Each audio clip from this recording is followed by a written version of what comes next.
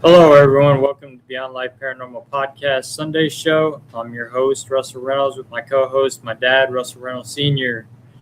We got a good show tonight. We're going to be talking about various paranormal topics.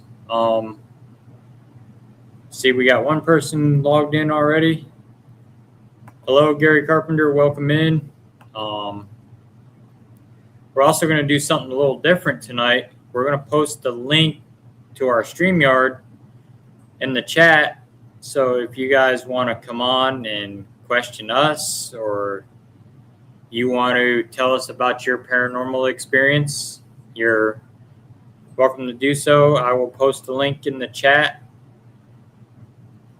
and you're welcome to come on with us. Also, before we get the show started, we're going to plug some events real quick that we're going to be at. Our first event, we're going to be at Mortuary Manor, May 9th. This is a fairly new place to investigate in Toledo, Ohio. My dad and I are the VIP guests. So there's two different ticket types. There's VIP, and then there's general admission. General admission lets you go at your own pace. The VIP gets you access to my dad and I. So come on out during Mother's Day. If your mother is interested in the paranormal and stuff like that, it'd be a good time to get her a ticket for a Mother's Day present. We start at 8:45 and we go till 7 in the morning. So make sure you bring sleeping bags, pillows, because we're all crashing out there in a haunted museum. So when you come out, you'll be able to learn from us, the Cousins of the Warrens, and also be able to investigate with my dad and I. We've never been there before. This is going to be our first time, so you get the experience with us and our first time being there. So this ought to be an interesting investigation. If you want tickets, reach out to Eclipse Paranormal on Eventbrite. The event's being hosted by Jen Jacobs of Eclipse Paranormal. So our next event we are confirmed for is Crypticon KC. I'm waiting for them to put the flyer out. They're still working on that. That will be in August. Big horror movie convention. This is the first year they're doing the paranormal side of it. And they had asked us to come in and headline the paranormal portion. We are guest speaking there at Crypticon. So make sure you get your tickets fast, because Crypticon does sell out. This is a big convention. People come from all over the world. So there's different types of ticket types. I believe there's the gold package, which gets you the VIP dinner with the actors and stuff on, I believe it's Friday night after the Paracon. And I think Thursday night also, it gets you 30 minutes in early before everybody else gets in there. Also, there's a silver package for the VIP. That gets you the general admission all 3 days, 30 minutes before general admission gets in. So you got VIP access to all of us before the general admission gets let in. And then there's the regular general admission. So make sure you come on out there, check us out. We'll have merch out there, equipment for sale, all kinds of stuff. Our cousin Kathy is going to be one of the vendors there. And our next event we're going to be at is the West Kentucky Paranormal Expo in September at Mayfield, Kentucky Fairgrounds. The headliner is Aaron G. Thompson from 28 Days Haunted. Very cool guy. We got to meet him at Rock Island last year. Awesome guy. My dad and I are guest speakers at this Paracon. And we got a whole array of teams that are going to be out there. The Winda Brothers, 202 Paranormal Podcast, Outlaw Paranormal. You got Jen Jacobs, Josh Morris from Teps Investigates, Rachel DeMarco. So, and a lot of cool vendors. My cousin Kathy will be out there at that one as well, vending. So, and we just got confirmed, and I'm waiting for him to put the flyer out. We will be at Bordertown Paracon at the beginning of August. It's the weekend of August 6th, in Caney, Kansas. My dad and I are guest speaking this year at that one, doing a presentation. So come on out, check us out there. If you're interested in vending there, reach out to them. They don't charge to vend. So with that being said, we're going to get into the show. Like I said, I put the link in the chat. If you want to come on with us, you're more than welcome to, and you can talk to us, question us about our paranormal stuff, demonology, the Warrens. Also, you can come on and tell us about your paranormal experiences. Hey, Barbara, welcome in. I saw Jeanette's here. Sandy Mary's here. Says hello, Russell and Dad. Gary says, "Hun, I'd love to go, but I live in North Carolina." Yeah, I hear you. I mean, you would have fun, trust me. With that place, that place has hardly been investigated. But so we're going to talk about tonight some various paranormal stuff that people deal with and locations, and what we deal with as far as demonic and stuff like that. I got my dad here too to talk about it a little bit. When we deal with something demonic, it's nothing to play with. It can hurt you. It is dangerous. That being said, I mean, you can even deal with something going into the woods also. A lot of the woods are haunted as well. It's not just houses or properties. It's also woods. You can experience something. I mean, look at the Appalachian Mountains and the Smoky Mountains. There's all strange stuff that goes on there. And then the Ozarks got a lot of strange paranormal stuff that goes on down there as well. And I mean, we get called in for houses, businesses, properties. I mean, even woods too. We've done locations out in the woods, fields, all kinds of stuff. And so that is some of the stuff that we got to deal with when we go out. And we continue the work of our family, Ed and Lorraine Warren. We continue with that going on too as well, and going out to help people. And with people, you got to be wary. If you go back Friday night and watch SNX Radio on YouTube, I was a guest on there, and I was talking about demonology and stuff like that. And I explained about the demonic. So also the chat room, all you people watching, if you've got questions, throw them up in the chat. We are taking questions tonight. We're sorry we didn't get on last night. We didn't get home here till about 2 this morning. We were working on a bunch of stuff last night and getting stuff ready for events. But you got anything you want to add? No. Anything on the paranormal? If you want to ask questions, we'll answer. But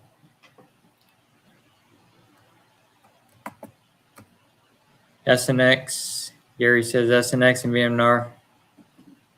Awesome. So you checked out the show Friday night. I hope you found it not only entertaining but also educational.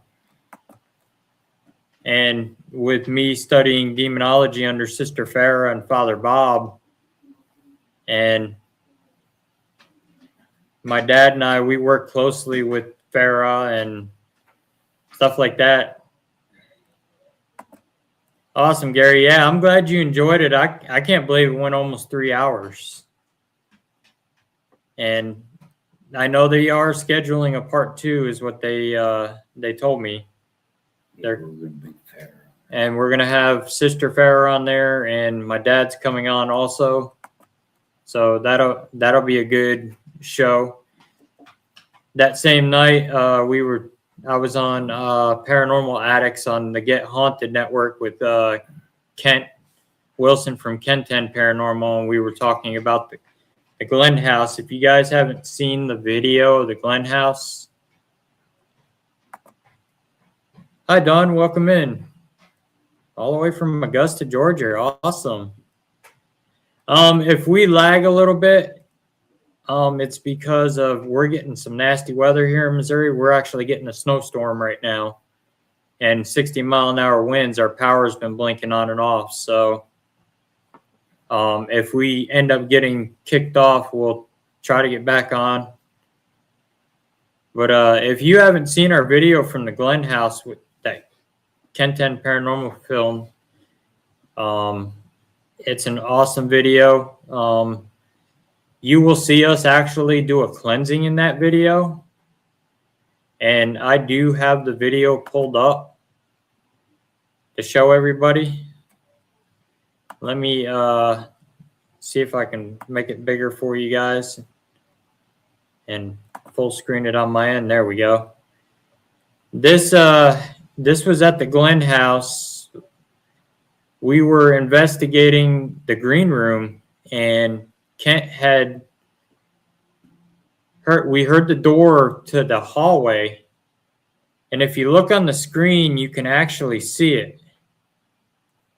If you look to the left right there on the screen, you'll actually see it, the black figure.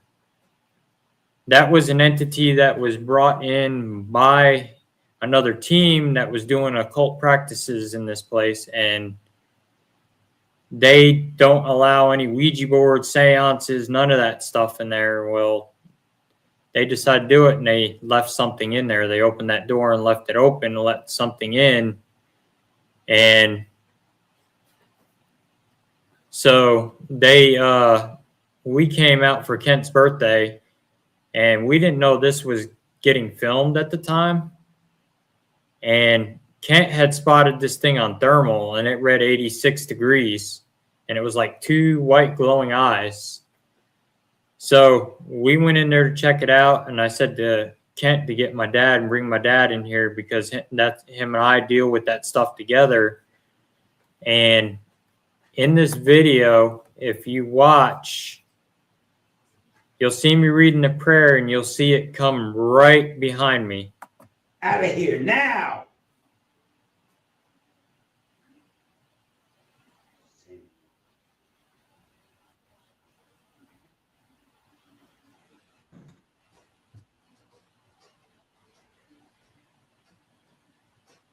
Loved ones who pray for us and their loved ones. May the holy angels guard him or her, us and all of our possessions, establishing a perimeter of protection around, rendering him or her, us, immune from any kind of demonic influence. I ask that no demonic bondage, door, or portion, demonic entity, portal, astral projection, or disembodied spirit may enter this space of 100 yards in all directions of all of us. I ask that any demons within the vicinity, any that should try to enter here, be rendered deaf, dumb, and blind, that thou would strip them of all weapons of armor, power, illusions, and authority, and thou would bind, rebuke, and disable them from communicating or interacting with them in each other in any way. Remove them, sending them directly to the foot of thy cross.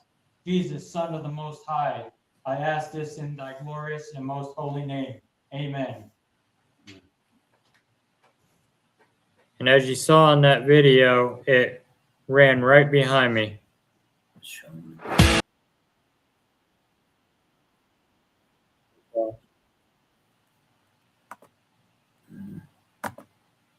But you see that shadow run right behind me, and that was that entity. And I went to go outside to get something out of my car after we did that, and the door was wide open. So it opened the door, and that door was closed and locked. Hey, Carol, welcome in. Hey, Carol, I put a link in the chat if anybody wants to come on and join us and ask us questions, tell us about your paranormal experiences. Anybody that's in the chat, you're more than welcome to. Again, I will share the link again for you guys. This is something we've never done before, so we're trying it out and see if y'all want to come and interview us on my own show. You can be our host. So, but yeah, that Glen house, when we chased that out of there, everything went back to normal. You could feel the lightness in that place. The regular spirits were actually, you could tell they were happy that that thing was gone. And we did follow up, and everything was back to normal. We also talked to the lady that runs it, and she said that everything felt lighter in the house there. And she does not charge for investigations there. It's all by donation, and that donation goes to help preserve history. And that's one of the few locations that don't charge for us to come in and investigate. But you get people like that want to ruin it and tear it up and violate the rules. That's what makes the rest of us look bad and ruins it for the rest of us.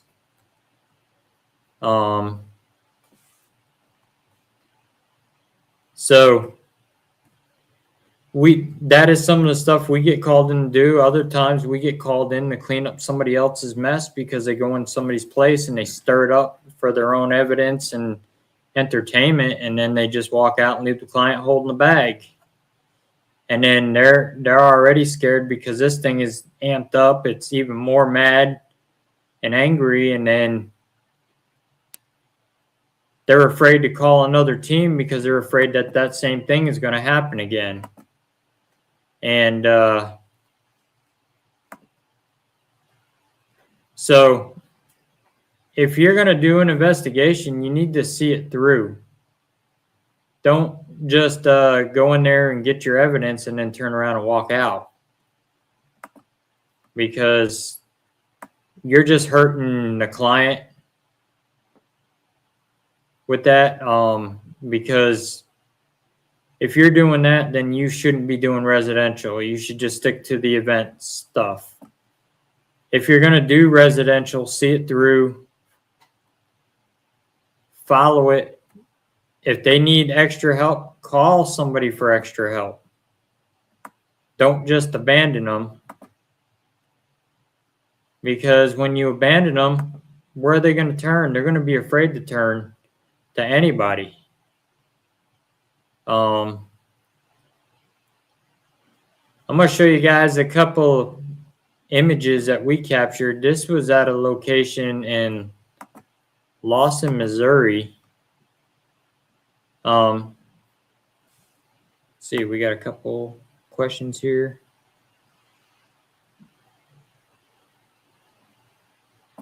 Petra and I were at Bathsheba's grave. I started getting scratched up right in front of her. She took pictures. I sent those to you. Yeah, I remember seeing those.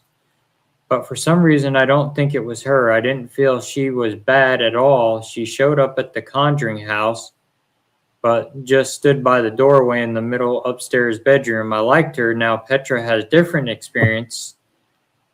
I couldn't get her off my back.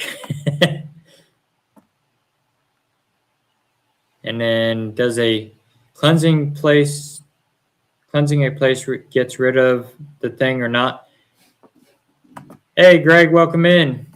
It does if you do it right. if you do the cleansing right, it will get rid of it. But you got to know what you're doing. And it's all, you got to have that strong will and that strong faith to be able to do it. And it will work if you do it right and you prevent it from coming back in, and then you keep following the same procedures that a team set up for you. Greg, that's how you're doing. I'm doing good. Hey, Carol, can you see that link now? I put it back in the chat again. So, but yeah, it'll work if you do it right. And I mean, like I was saying on SNX Radio Friday night, Sage does not work against your higher level demonic. I mean, it'll work against your low level, and your regular spirits, but it will not work for your higher level. Prayers work, holy water, blessed oil, stuff like that. And wearing protection. You got to make sure you wear that protection, have that suit of armor. Greg, I'm putting the link in the chat so people can come on, tell us about their paranormal experiences, or they want to ask us questions, or they want to interview us. That we're doing something a little different tonight. So we didn't really have a show planned tonight because we didn't get home till late. No Florida. But there's Carol. Oh, hold on. There she is. Wait, it didn't flip. Yeah, she's upside down. Greg, I don't know about Florida water. I've never tried using it. So I stick strictly to straight exorcism holy water is what we use. Straight from the Catholic priest's personal stash. So I never tried Florida water.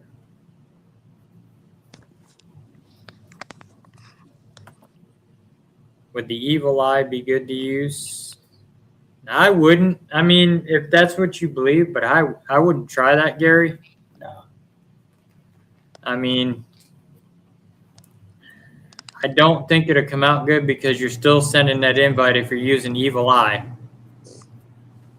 That's still challenging. So When you come to demons, you got to know what you're doing. yeah, when you're dealing with them, you got to really know what you're doing. You can get hurt real bad. Oh, we even got Greg tonight. Wow. There's the man. Yeah. How you guys doing? We're good. Tired. Earl, Hi. how are you? Good. How are you? Good. We got home late, 2:30 this morning. Were So you out drinking last night? no, we were actually working on stuff for events and stuff. I'll take that back. We were drinking holy water. Yeah, down at Holy Water. I'm trying to stay awake. Yeah. But yeah, we were building equipment last night and painting on some Annabelle dolls and stuff that we're gonna sell since we got our LLC now. Jeanette Can't Bowman. wait. Yeah, I there's saw some of your REM pods. Did you see that video I posted of them? Yeah. We've got about 10 done already. The sound is really good. It's not like the other REM pod that I have. Well, It's it not. does have that regular REM pod sound, but if you push the two buttons on it, it'll switch the sound to the music instead. Okay. So you don't get that annoying buzzing sound. What kind Yeah, of I don't music like is that it? buzzing sound. It just plays the standard music that came with the board. It's programmed in the board. We're working on music boxes now. Oh wow. Yeah, we're gonna have T-shirts out. And then we've got we now have got K2 holders Oh, good. that you put your K2 meter in, and it'll stand it up like this, and you can just set it on the table and walk away from it. That's You don't really have to put it good. in. And then we've got laser tripwires that we're working on. I want those. Yeah, these are actually going to be able to, you can stack them up. So if you got a spirit that doesn't go close to the floor and it goes up higher, it'll trip the lasers up high. That's great. And It needs to be a little bit different than the other ones, you know? yeah, It's gonna be a bunch Set of it apart. and these are actually, you know how you have to unscrew everything to change the battery? Uh-huh. These you won't have to. They actually just flip open, slide open. You slide them open, you put your new 9-volt in and slide it back closed. Oh, that's wonderful. You don't need to be fiddling around with screwdrivers in the dark. Yep. With Yep. that little clip with big fat fingers. You never get Yeah. that. Yeah. You get half of it on and then you try. Yep. Yeah, And then you when won't have to get do like that me, anymore. If you get like me, then you can't even get it in there to begin with. Then we're building some casket REM pods that have little hearts cut out in the cover, and that's going to be your lights to your REM pod. Oh, that's a lot different. That's for sure. I Well, like you that. better not say too much of this stuff on the air here. There might be people who will pick that up and try to go ahead and get. Don't say too much. There's a lot of them that'll pick it up. I know they will anyways. As soon as they You see gotta, you gotta listen to your lawyer back there, Russ. it, right? Yeah, they'll be signed by us. Yeah. No, Yeah, we can also custom and put your team's name on them, name and on 'em. It's like when that bell came out. You yeah, know, the dead bell. Everybody's got a dead bell. Yep. Yeah. you know, there's 9 million dead bells. We're building our own different version of it that don't look like what is out now. We're There were building something different. like four different, not groups of people, but four different. There weren't whole groups, but there were individuals. And Yep. every one of them had a dead bell down there at Robert's place. Yeah, we're And it was building like, what the something a heck is lot this? different than the average dead bell. Same with the music boxes. They're not going to be the same what everybody's got out there.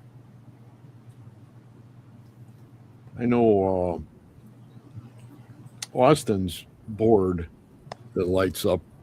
Oh yeah, I saw that. That thing is neat. Yeah, I like that. That's really Austin Maynard did this. It's in like a briefcase, and you open it up, and it's like one big board, and you wave your hand over it, Yeah. and it lights up. So spirit can take their finger to each one of the letters. Mhm. and it's light like it up. it's like you going ahead and having a Ouija board.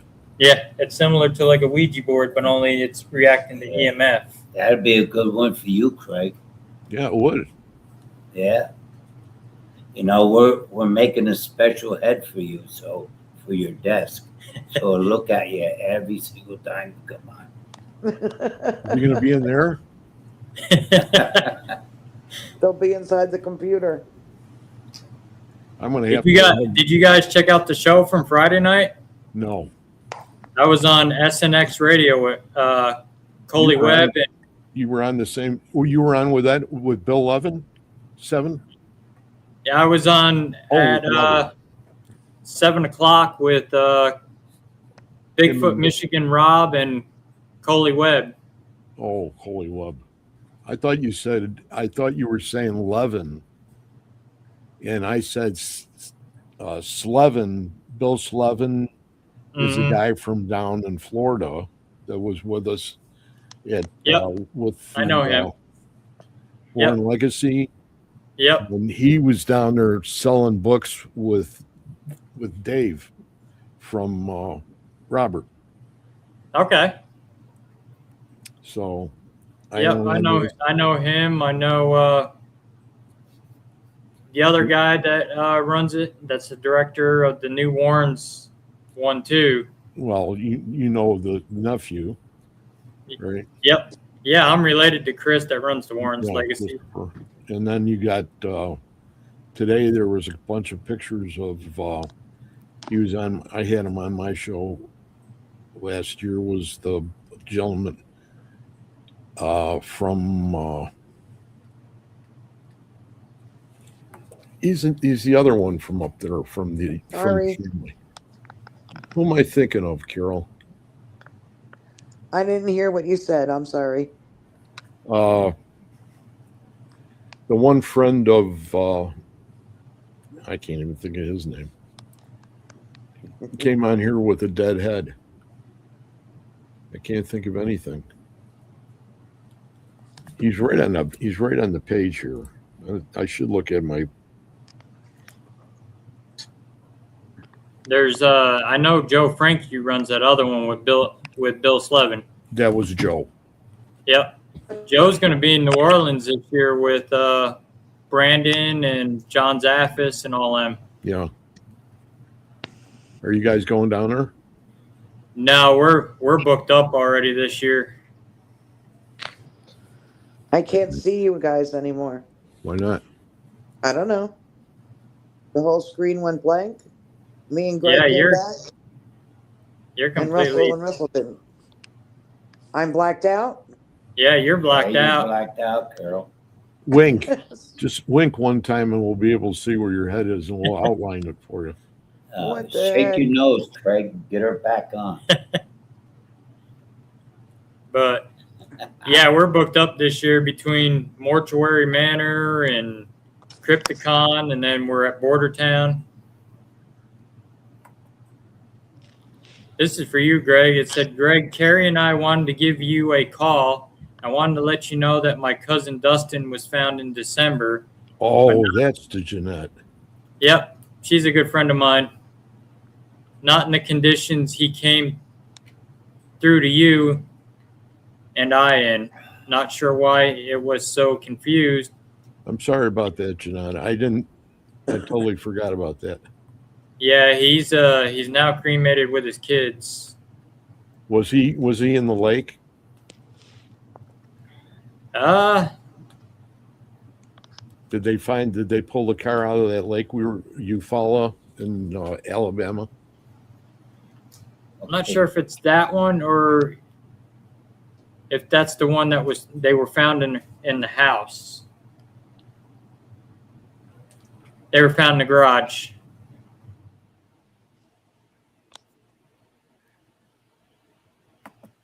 In Ohio.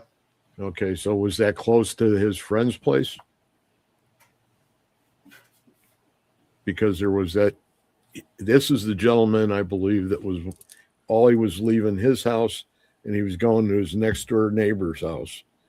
And he disappeared in between. Oh, wow. That might be a different case, Greg. Is that a different one? Okay. I think, yeah, it might be. That's Carol. She's blacked out for some reason. Do you want me to go out and come back in? Yeah. Yeah, try that and see if it'll. Yeah. Okay. Don't lick the wires, Carol. No, I've done that once. Won't do that again. He was tied up in blankets and a tarp found in Gallon, Ohio. He died at his friend's house in Iberia.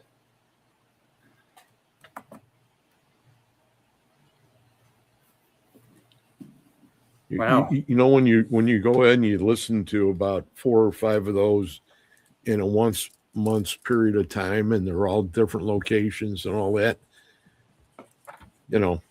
Right. They all kind of intertwine together. Yeah, I'm never going to be a detective. Okay. Right. That's what happens. They kind of intertwine together, and you work so many of them. You could throw a dart at the board just as good as me knowing where the hell you were at. Well, that's like us working residential cases. I mean, we've done so many of them, trying to keep track of them. You got to flip through all our case notes to even. Hey, forget about it. I mean, we've done what? Almost 200 residential cases. Thank you, Jeanette. Sorry about that. Would you drop a load in a ghost? Or have you dropped a load in a ghost? What?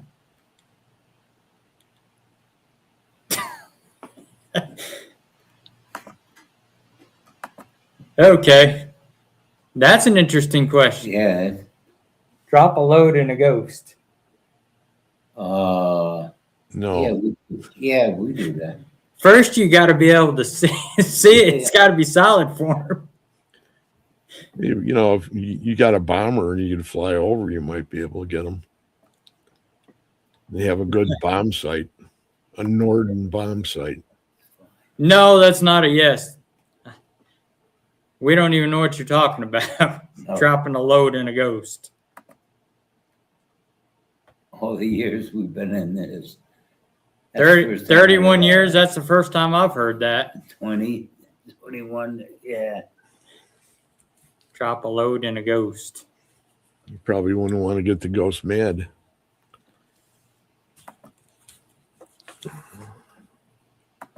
That's for sure. Yeah, right? I mean, that's like that woman that you seen that news article where she married the ghost of a pirate. And then about a month later, they got a divorce. How is that even possible that she even got a marriage license for a ghost? Who knows? It's probably in Wisconsin. Probably. You know, and I love Wisconsin, but some of the people in Wisconsin today are just Right? wackos. They're all, and it's a Right. shame too, because, you know, some of them are very highly educated, a lot more Right. than any of than me. You know, I got what, 15 years of school Right? before I left, and then I actually went from 14 to 15 when I came home, and then that's when I got upset at an English teacher and did this to him, and he says, you need to leave my class. And I said, yeah, I do, before I punch you in the nose. Right? So you're a bad guy, huh, Craig? Well, I didn't. Well, this is when I came home, Yeah. so That's why I you- wasn't. Vietnam, yeah. This God wasn't a good thing. And this guy gave me a D on a paper that I wrote in an English class, and you know what it was for? Spelling. Oh, yeah. And I says, "What the hell is spelling? Guy? If you can understand the words phonetically, you know, why would you do that when you knew that, you know, I need this grade? Right. I'm willing to rewrite it," I said, and he says, "It's too late for that." And I says, "Well, yeah, hey, we'll see you later." And I walked out, and that was the last class I took. Right. Nothing's too late in this world. They teachers are a different breed. That guy still cracks me up with that comment. Drop the load on a ghost, in a ghost. I'm trying to figure that one out. Yeah, I'm still trying to figure out. You gotta love the trolls. What is that supposed to mean? Root vegetable, number one. Yeah, exactly. What is that supposed to mean? Apparently, they don't know nothing about the paranormal. When I see a ghost, when we talk to him, we'll ask the question. See what the answer you get. All right? You have to go spelling to spell that word correctly. Yes, you're right. Exactly. Yeah, that I still don't get that comment. Well, it's In good. fact, I don't see. Oh, It's good to hear you without you cutting out. let me see if maybe she can take my place, and then I'll try to come in. Yeah, try that. Yeah, I'll back out, Carol. You can go ahead and try it once I get through here.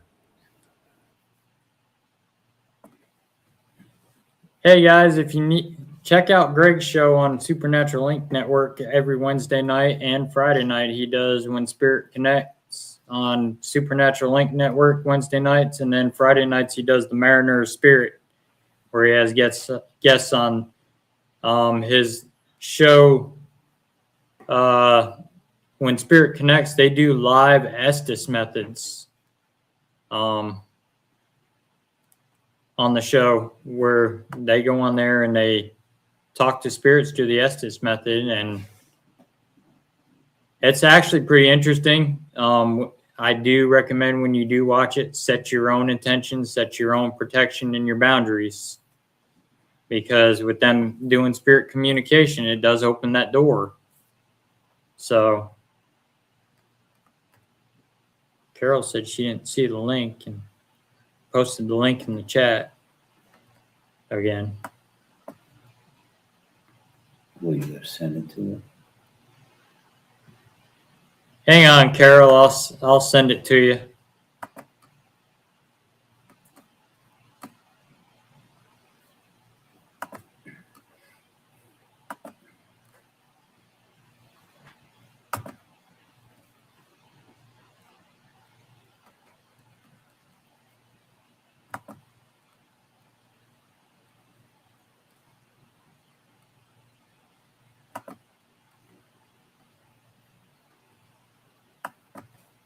I sent it to you, Carol, in Facebook Messenger. There's Carol. Hi. Now we can see you. Oh, good. Yeah, that was weird. I couldn't see anything. Oh, we've been having issues too. Last Sunday, our podcast just quit right in the middle. Yeah, it just stopped and StreamYard just shut right down. Oh, that's strange. Yeah, it was still live and everything, and it just shut right down. And then I was able to back out and get back on, but You had to go completely out and start over again? yep. Oh my goodness. You don't have the next door neighbor running around your backyard with an antenna right now, do you, Russ? No, I said it was your basement people coming over to my house. Yeah. They could do that. Yeah, they can jump through technology and come right over here. You're gonna go ahead and tie up your dad and make it look like he's going to be a hostage for an Indian. Right? Oh, yeah. You have to put on that extra protection. Mm-hmm. Hey, they'll have fun with my angel around me. Yeah. That's a beautiful angel you've got there, that's for sure. Both of you.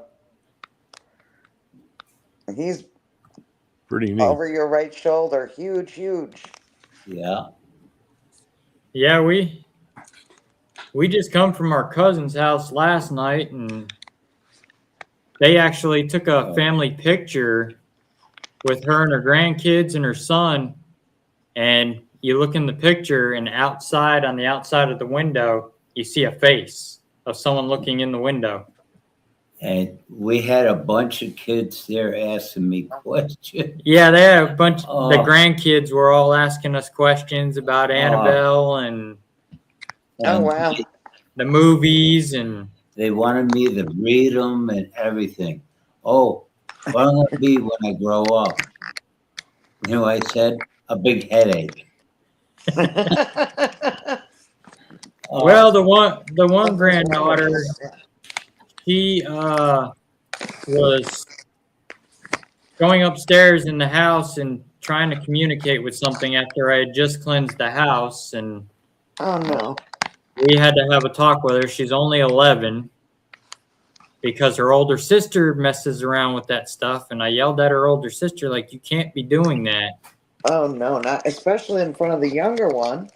And that house is just like a revolving door of paranormal activity because of the land is tainted between the Mormon masters, and yeah, and she's our relative. and she's our little cousin, and Yeah. I had to have the sit down talk with her about Yeah, it. probably And I gave her it's my starting to open up. Yeah. Yep, and they're just with her getting ready to become a teenager soon, and then her older sister, she just turned teenager, So you got the teenage hormones, then you get the poltergeist activity going on and Oh yeah. Yeah, Stuff I like gave her a that. cross. Yeah, I gave her my cross, you know. and I sat her down and I showed her the scars on my arm and I said, "You're too young right now to be dealing with this type of stuff. You do not want to get involved in this." I said, "When you get older, Yeah, they need to be kids.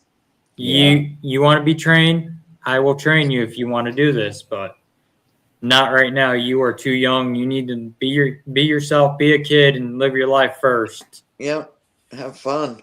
Her grandson too, he wants to be one too. When we were building equipment, he sat right down there. He's watching us solder circuit boards and interested in what we do. He wants to be a paranormal investigator too. And I told him too, same thing. I said, when you get older, you want to do it, I'll train you, but you got to graduate high school and you got to behave in school. You Yeah. finish school first. He got his first little EMF detector. Our friends Penn Paranormal out of Kansas, they were investigating the house with us and they had an old EMF detector. They didn't want it anymore, so they gave it to him. Then he's walking. How old is he? He's about 13. Okay. They're all in the same house? One boy and two girls? Oh, there's Oh, my cousin Danny's got about 7 kids. oh, Okay. So the energy must be crazy in that house. oh, yeah. Oh, yeah. Which kind of cross would be good to use, Christian or Celtic cross? We use Christian. I mean, it's whatever your belief system is. If you worship the Celtic cross, by all means, because they both tie into the same. The Celtics believe into Jesus as well. So Oh. you can use that as well. But I would have it blessed when you go to use it. Get one of these. Like my dad wears the crucifix with Jesus on it. And Yeah, that's boy, important. that saved me from that demon face to face. I reached right up like this and all my other medals. And boy, he didn't want no part of it. That's He had great. me by the wrist. I showed you the bruises up here. I saw it. Yeah. The burns, yeah. Yeah, that place, that demon, he wasn't a high level, he was kind of a low level Yeah, one. low level. That's why it didn't fight us too bad to get rid of it. But in the Did video, the- you can actually see it run directly right behind me and gone. Yeah, I saw that. Did If you the look marks go away yet? Yeah, they Yeah. went away. Oh, good. And you could see it face to face with me, you know. And we spoke to Wade. You probably know Wade, Oh, Wade Kirby. Herbie. I have never met him in person, no. All right, But I've but heard of him. yeah. He's been on my show a couple times. And Yeah. when I was doing this, he's seen the demon right in front of my face. Well, Yeah. He says, boy, he says, you guys, you're like miracles, you know. He says, yeah, if people don't know Nobody. what they're doing, they should not be Yeah. playing around with that stuff. Oh, yeah. and It's you know, very dangerous. these people, you know, they wanted it gone. So I told the lady, you know, and she had, you know, bracelet beads. And I says, have you ever had them blessed? She says, no. So I said, here, hand them to me. And I hold them in my hand, and I blessed them and said the prayer. Uh-huh. And I gave it back to her. She says, wow, they're so hot. And she puts it back on. I says, now you don't have to worry about this place. Because you got the good thing on your side now. The Lord. Oh, Jeanette's got a good question. How do you explain the different levels of demons? How many levels are there? Oh, there are quite a few. They run in legions is what they call themselves. There are quite a few. You've got your higher levels that run the lower levels. So the lower levels don't have as much power as somebody like the higher levels. I'm not going to say their names because when you say their names, Yeah. you call them forward. and I'm not giving them attention. So, Yeah. and when you get to those higher levels, they're the ones that are going to hurt you. They're the ones that are going to fight you tooth and nail because they don't want to go. That's what actually scratched me right here was a higher level demonic entity. That was a big one. And, you know, I had his back. I was right behind him, you know. Wow. And I raised my cross up and bingo, he was gone. Yeah, that thing was nasty. Oh, yeah. And that's them people, they play with that occult stuff and they summon that stuff in their houses, and then they got to suffer the consequences for it when they summon it up, and especially if they got their kids in the house. I've seen a couple. They're not very nice to see either. Not nice to look at. No. Do they have premonitions? How do they get stronger? They get stronger. They're fed by negative energy. Is how that's what they love, and that's what feeds them. When you're feeding them that negative energy, you're making them stronger. If you don't feed them, you're not going to make them stronger. It's like if you go in a person's place or even they go out and look for ghosts and stuff, and you go and you have a pregnant woman, it's no good. Because if it's a demon, now that house we did, Yeah. that place, with that demon there, this lady was in there pregnant. There was another team there. His girlfriend was pregnant. She was due in February. And we flat out told him, don't take this offensive, but she should not be in this location right now. You shouldn't be. They were taking a big risk. Yeah. And when we all investigated together,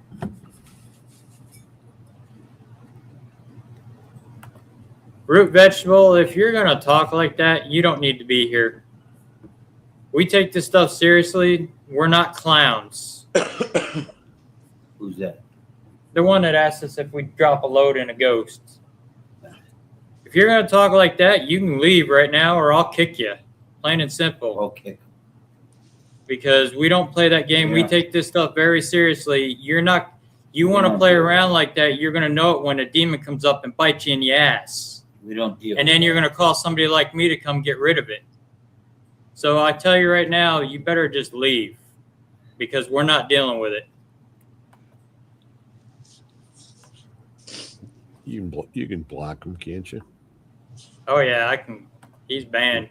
Yeah, it's this is how, you know, people, you know, come on like that. Well, you can feel And they go the into guy when he came on, Yeah. And it ruins for the rest of them. right? And You there's know- people in here that like to listen to things, and got it. Yep. it's not a joke. They And like to listen to the education value of it because they may be experiencing it themselves, and then you get asshats like that want to spout off their mouth. And, I'll tell you something right now. Huh? But Demons love people like that. yeah, Okay? They love them because they feed off them. oh yeah, I do remember that, Gary. The Mackenzie poltergeist at Greyfriars Cemetery in Scotland. Yeah, I do remember that. I wonder if Jenny's Sullivan went over there and saw it. Yeah, Jenny probably would know that. Oh yeah, she's over in Scotland, right? No, she's Yep. in Ireland, but Ireland, yeah. But yeah, they kind of enter. it's not that far of a swim if you're good.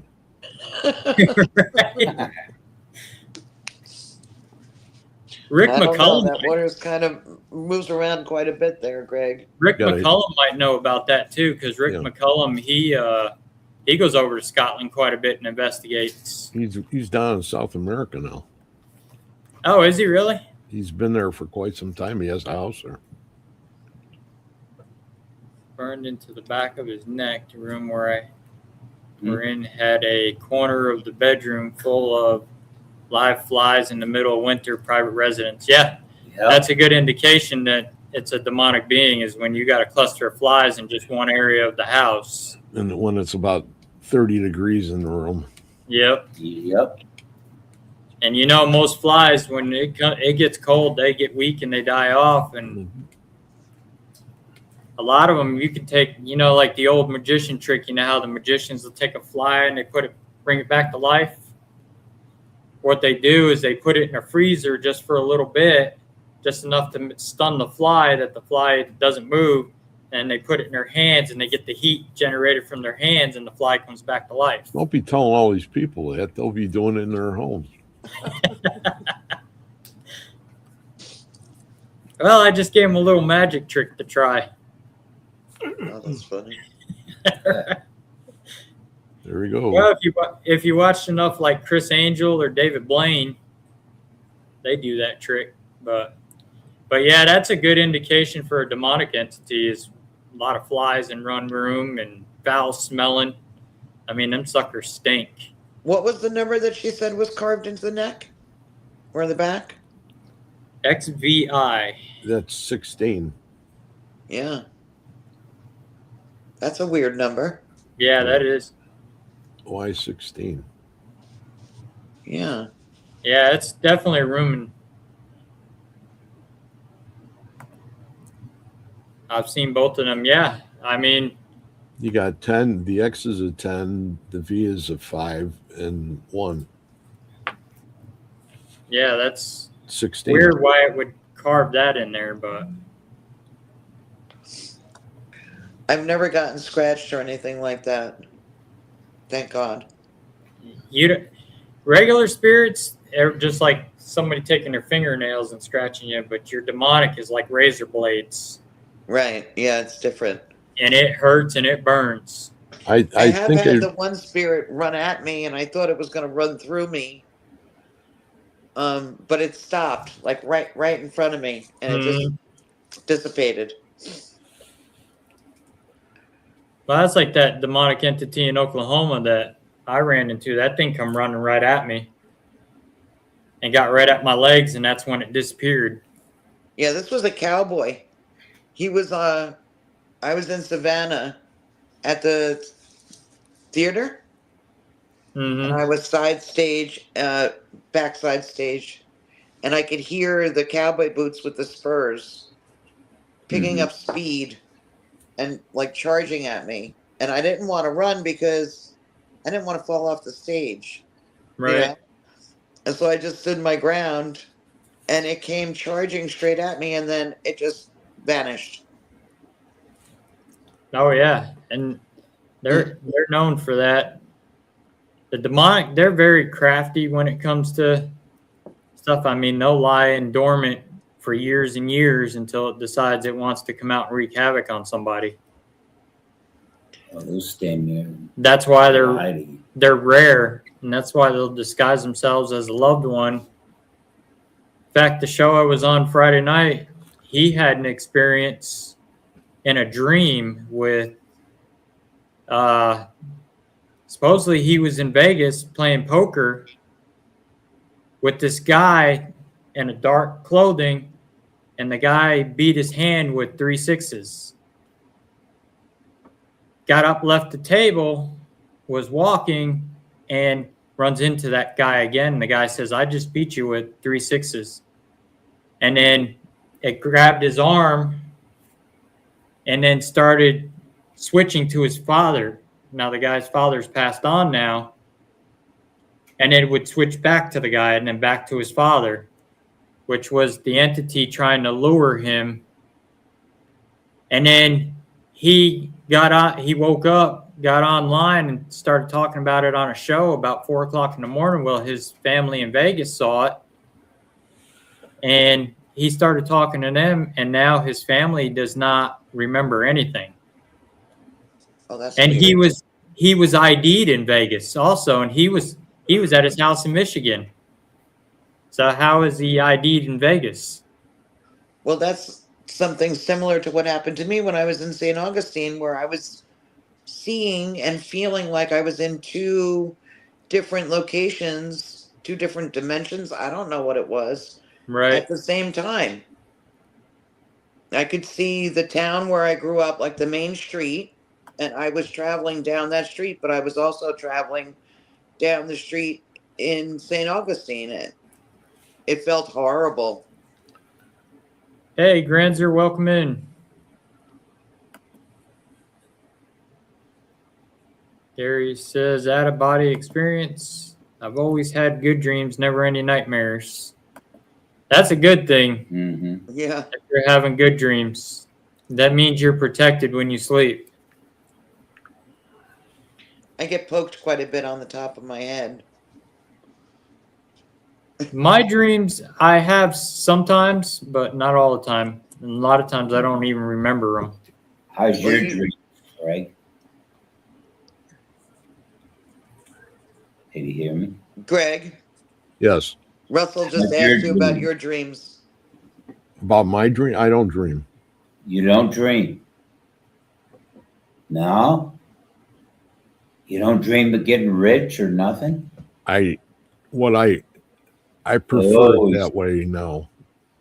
I really do. Okay. Yeah. So you're not remembering them. There was a time that you didn't want to have my dreams. I remember Really? most of mine. Yes, he's only if somebody's got a message for me. Like there's times I've dreamt of my mom. She's entered my dreams, and we ended up in my old house I used to live in.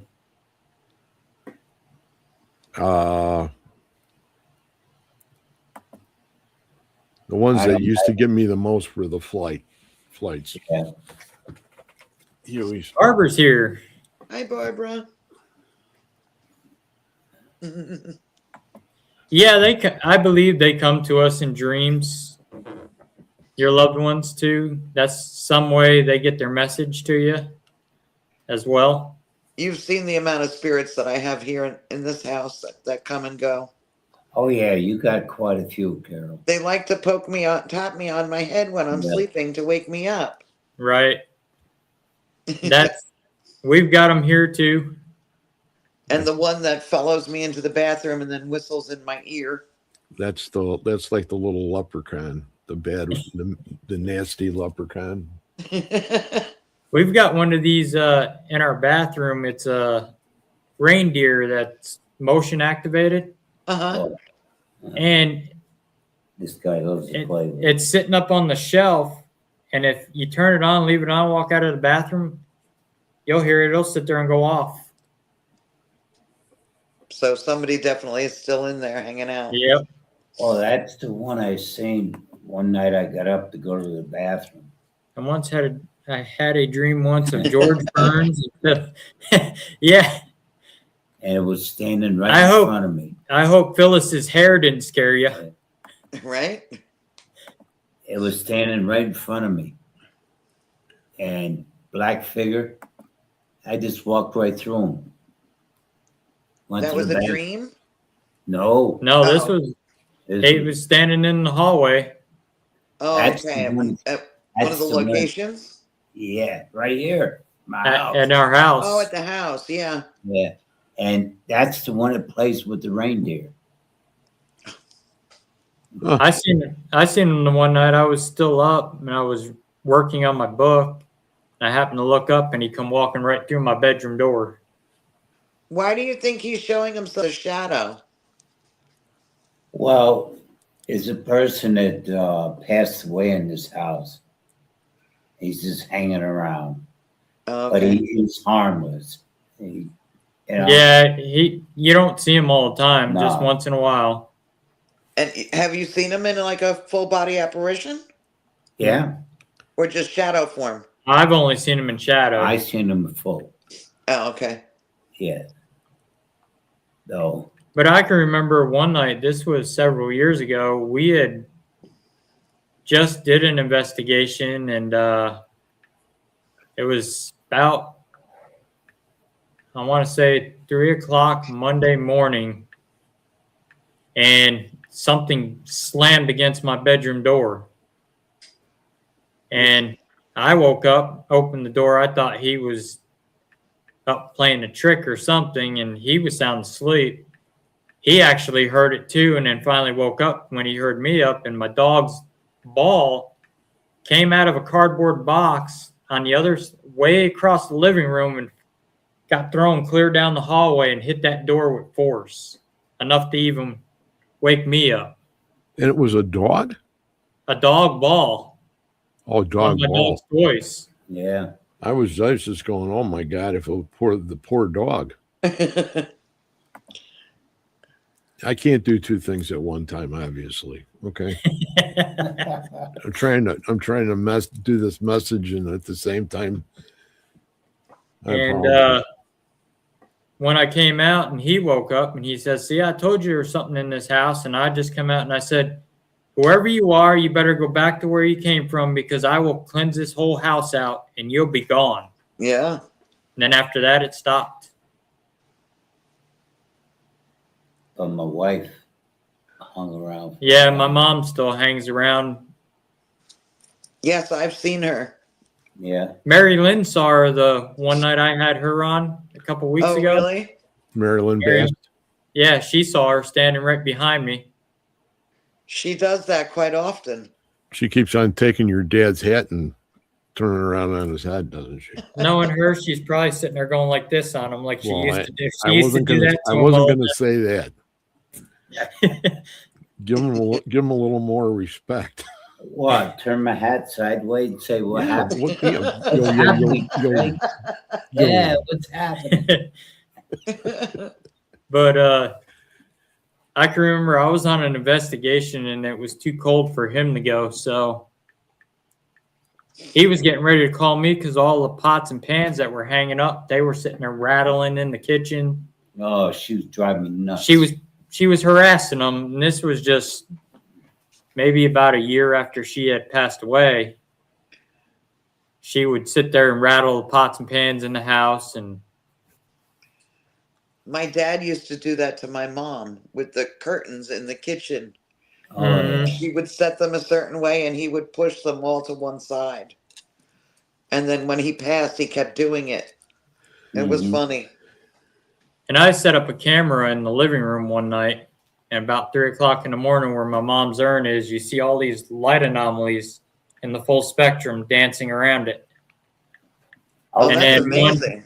One shoots from the living room out to the kitchen, shoots back from the kitchen down the hallway into the bedroom. And she used to get up about 3 o'clock in the morning to make her coffee. She was up God. with the chickens, and then she'd drink her coffee and go back to bed. So that was the route that she was still taking? Yep. We're Oh, going to wow. get in the case right here. About I all see quite a bit of orbs or bright lights. Some of them look wiggly. They come through my front glass door and then they go Oh, straight through. you get the squiggles. Yeah, I've seen them too. Mhm. And then they go right out the Like that. backsliding door into They the look like a yard, worm. or they hang out in the living room. I don't know. They had that. They were at Broadhead Yes, there was a With- lot of orbs with at the- Broadhead with you. and them and the elementals that we had up in the third floor. That Mhm. was when I was doing the On here. ITC stuff. Michael was standing in the corner and watch one come off the ceiling and come down the wall and go right across the floor. Yeah, I like the ones that actually they'll come and then all of a sudden they just turn like that and go. They got a little tail on the end of it. Yeah, it almost It's- looks like one of them 1,000-leggers, Yep. only a big fat one, fat juicy one. I see the bright zippy lights a lot, different colors. Yeah, I mean, I've seen different colors like Missouri State Penitentiary. I've seen some red orbs. We decided to, with Rob and them, we sat quiet and turned out all the lights.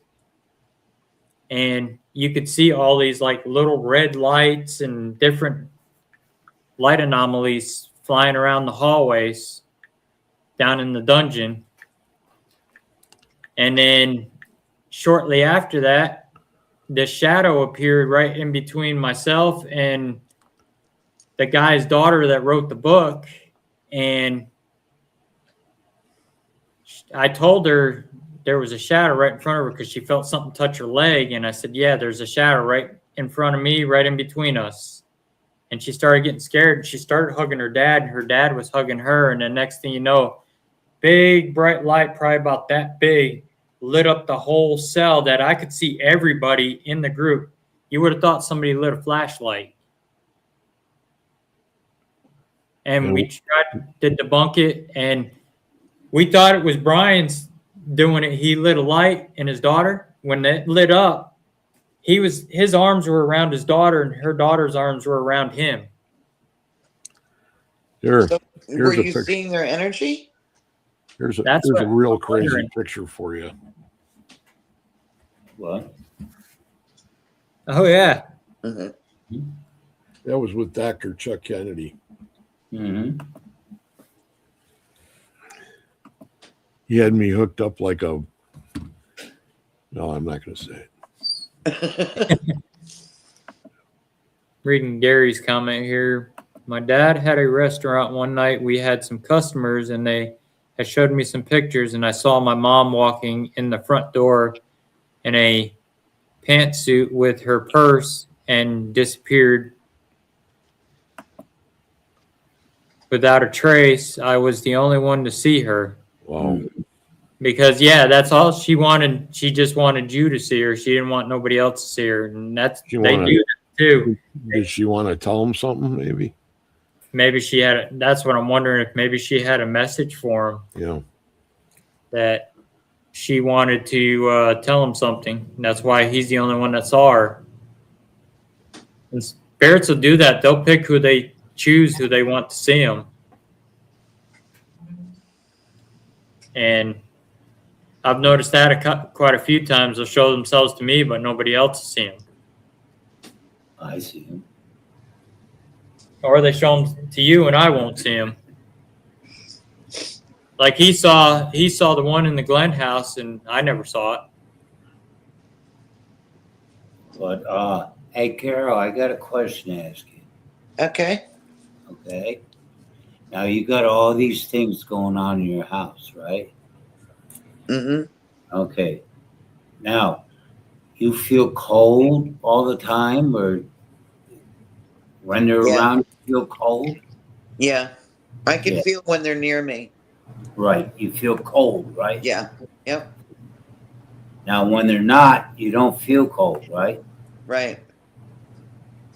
So, But they don't say, like, they don't attach or anything like that to me. no. Most of them are more my family Mm, that come and go through the house. yeah. Because, see, the reason why I'm asking you that is that we had two people with us, and she came up to me, and they were ghost hunters. Mm-hmm. We walked up to the farmhouse. Well, she come over to me and she goes, "I'm cold all the time." I said, "Well, how would you know you have a ghost around you then?" She says, "I wouldn't." I said, "Well," I said, "let me see your hands." And I grabbed her hands.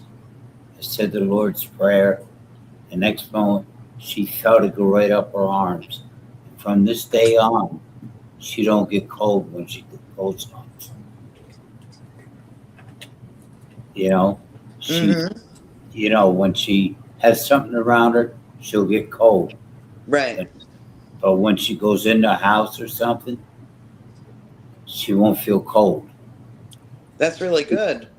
See, And they're kind of a fairly new team. They yeah, haven't done much residential, so they like ghost hunting with us. I'm teaching them how to do Yeah. residential because it's something they want to get into, and So it's a hard end of the field.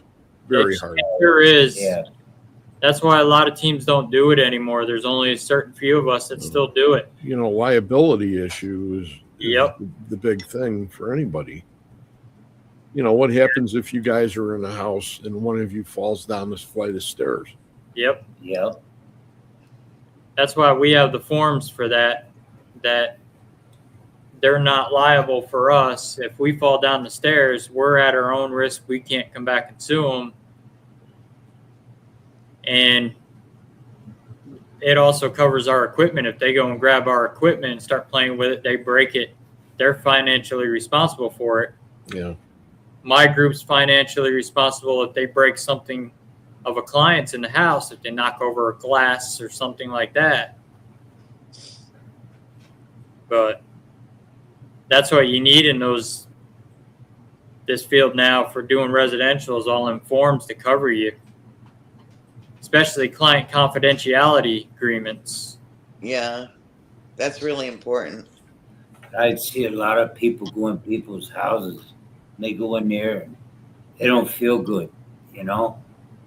They're sick before they go in there, have a cold or a fever. They shouldn't be in there because whatever's in there is going to feed off that. I have to look at my calendar, Jeanette.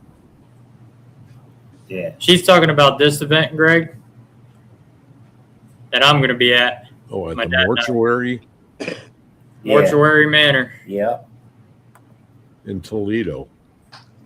Yep. Yeah. And we're leading. We're the VIPs. My dad and I are. I have to check, see what's going on. I may have a tournament that weekend. Yeah, that's going to be a fun place. It's That gonna place be has good. hardly been investigated. It just opened up last year. That sounds like fun. Oh, I'm going to have fun. I'm going to see. Ruz has a place like that. We used to go to every year on 25th Street in Laramie Mhm. in Cicero area, like, Mhm. and it's the old church, or it was originally a funeral home, and then they turned it into a church, and it's a church now. Uh-huh. Yeah, Jeanette's bringing us a bunch of junk food. Yeah. Oh, yeah. Oh, is that why you wanted to know if I was coming? You gonna bring Raisinets or what? Oh, yeah. she's bringing cupcakes and all kinds of Everything. stuff. You're Right. kidding. No. No, she's I, bringing. no, you're really trying to entice me to come along. I can Oh, see that. yeah. Well, Yeah. get out there. Get some VIP tickets. Come and investigate with my Yeah. dad and I. We'll have some prototype equipment out there too that we built. I guarantee, Craig, I won't scare you. You won't scare me.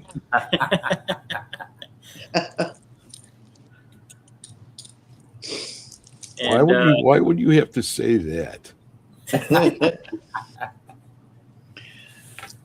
you guys remember seeing this picture? Did I ever show you that? That looks like Batman. No, it ain't Batman. That's a demon. Yes, That's a it demon. is. And that's in the farmhouse. That's in the we farmhouse. we took. Oh, yeah. That was standing on the top of their stairs in the house. You see the I eyes? I don't know why I can't see it. You see the air? No, I ears? mean, I don't see any picture at all here. Oh, Coming you up. don't? No, There's it's something probably going because I'm on on. my phone. Yeah. Oh, you're on Yeah, the. Did you get? Is that how you got back on? Yeah, Because I went off. I had to reboot. Okay, and then you came on, and then I saw that you were on, and that's why Yeah. I came back in. Jeanette I'll Jeanette rented both rooms upstairs. tell you. Jeanette said it looks like her ex-husband. It looks like her ex-husband. I'll send you the picture, Carol. Okay. And then we captured that one there. Yeah. I've sent you the one that I saw on that one person, right? Yeah, Have you seen Yeah. that one? Yeah. This is freaky here. yeah, it's a Native American woman. That place has confirmed Native American slaves. Let's see. And then it's also got it also had regular African American slaves also. Well, if it's anywhere near Ohio, that was all part of the underground. No, this is actually out here in Missouri. Oh, in Missouri. No, I don't think it would be the underground then. No, this this whole thing used to be.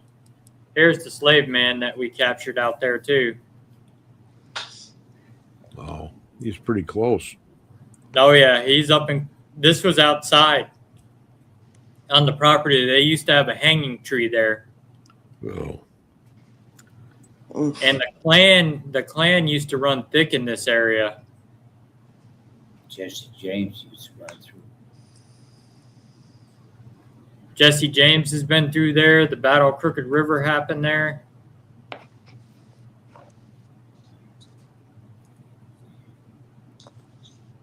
Jeanette, no, we haven't tried to see if they want to cross over. I don't think they want to because some of them are not very friendly. They don't like to communicate with us because of us being white people and the clan been through there.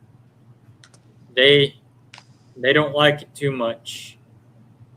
They actually used to have a sign out on the edge of town, a racist sign towards the black people to keep them out or they would be lynched. Oh, that's terrible. Yeah, that whole town was a pretty bad town back in its day. weren't the James boys part of the KKK too? No, No. their farmhouse is not too far from there. Was that was it? Then they were part of a Christian group. I'm trying to remember which one it was called. No, Well, when they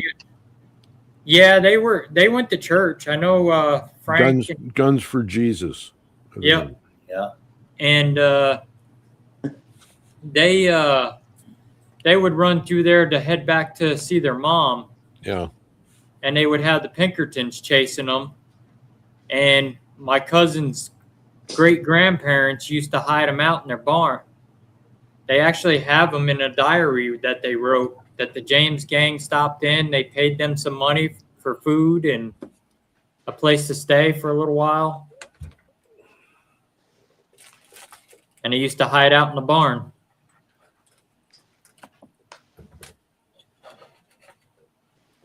I never had a problem with Native Americans. You ever see this box? I have.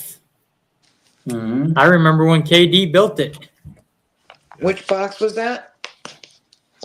The Pelican Oh, case yeah. box. He had it at a Paracon and we were playing around with it. Yep.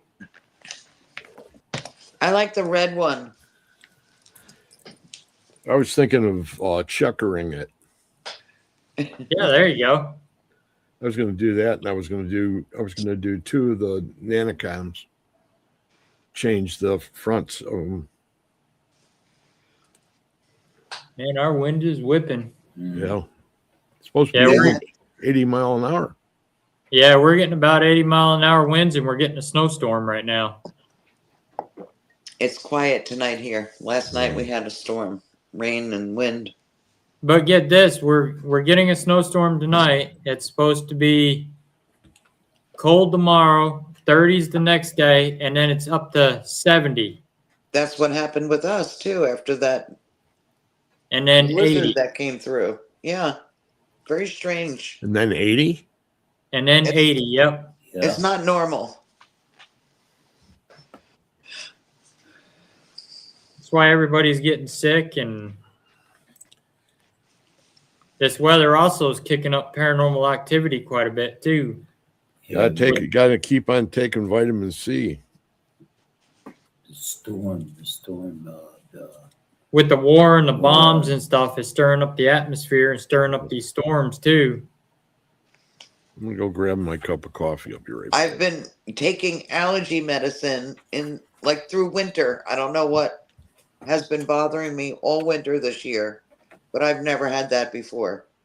Oh yeah, we deal with it too. We get winter allergies as well. I usually only got that in the spring. Now I'm getting it in the winter. what's the name of that song? Cross. I'll send it to her.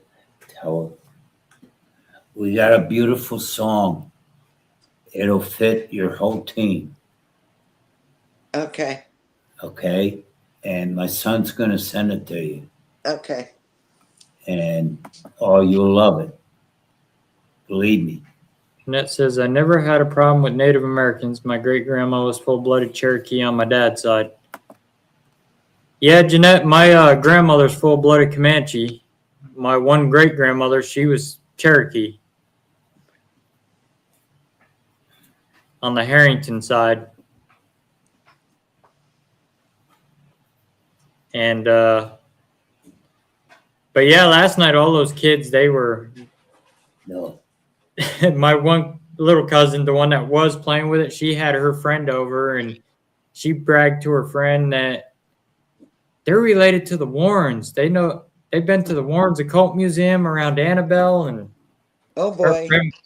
friend was just nonstop with questions. Oh, I'm sitting there trying to decorate Annabelle dolls and paint them, and and she comes over to me and They she, have tons of questions. oh yeah. And he was on, we had that show on their TV. And Uh-huh. they were on the couch. they look up and they're looking at it and they're like, "Wait, is that you?" Yeah.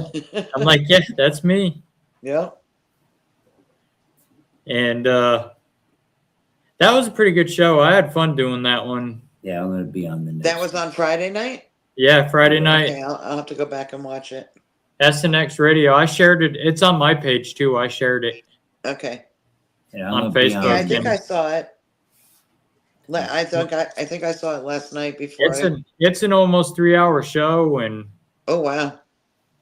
Yeah, they want me on the next one. he's come. They want me back for part 2, so we're bringing my dad on with me, and Farrah's that's coming great. on. Oh, wonderful.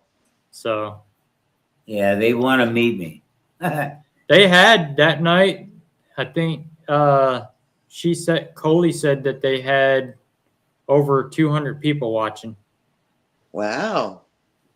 that night. Yeah, they got a big following. Well, she streams to like 10 platforms, That's great though to get and a lot of people didn't know anything about the demonic, and that was what the show was about: demonic infestations. just like the woman that you had recently on the show last week. Oh That yeah, the was one. pre-recorded. Yep. Yeah. She was really good. Yeah, that episode is gone. She asked me to take it down Oh no. due to personal reasons on her side. Okay. So I had to. They're very strict over there. Well, she's originally from Greece, Mhm. and they're very strict over there in Greece when it comes to that stuff. Okay. Which I met 2 people last year at Rock Island from Greece, the paranormal team from Greece. They came all the way to Rock Island last year for Was that it Paraca? convention. Yeah, for that convention. And the guy's an equipment builder, and he brought down some of his equipment that he built and let me look at it. And I'm so glad I watched that episode then, because I would have been upset, not getting to see it, because she was really interesting. yeah, Who- she was. Who is this? It was a lady I had on. It was pre-recorded last weekend that I had on. She's originally from Greece, but she lives in Glasgow, and she's a shamanic demonologist. I was telling Wow. you about her, Greg. That's right, you were. Yeah. It was like there was an echo going on in here. Yeah, there's supposed. I have another one coming on. I'm waiting to hear back from him. He's from over in England as well, and he's an author and a paranormal investigator. Tim Oh, Splain. the other guest that you had with the book, Oh yeah, he was a good one too. with the QR code, with the stories on YouTube. Yep, I thought that was wonderful. It's about his in-laws. Yeah. I've never heard of anybody. Have you ever heard of that? Like putting the QR code on the book to No. connect it to the videos? No, That was a great idea. yeah, and he was fascinated by it, and he caught him at the cemetery, and when they passed on, they would do stuff in the house like flip the TV and all kinds of stuff, and Yeah. wow. He had a lot of video. And Lot of he stories. had the Society for Psychic Research that's over in England out at his house to actually investigate the claims because of the skeptics. Right. I heard that there was a person, and this is a rumor, a person that is in New York who is compiling a book together of things that are happening to people that had people that were in the buildings on 9/11. Oh, wow. Yeah, I wouldn't doubt it. I mean, I could see somebody doing that. And I mean, Wow. I've lost friends there. My buddy's dad was actually in the elevator when that plane hit.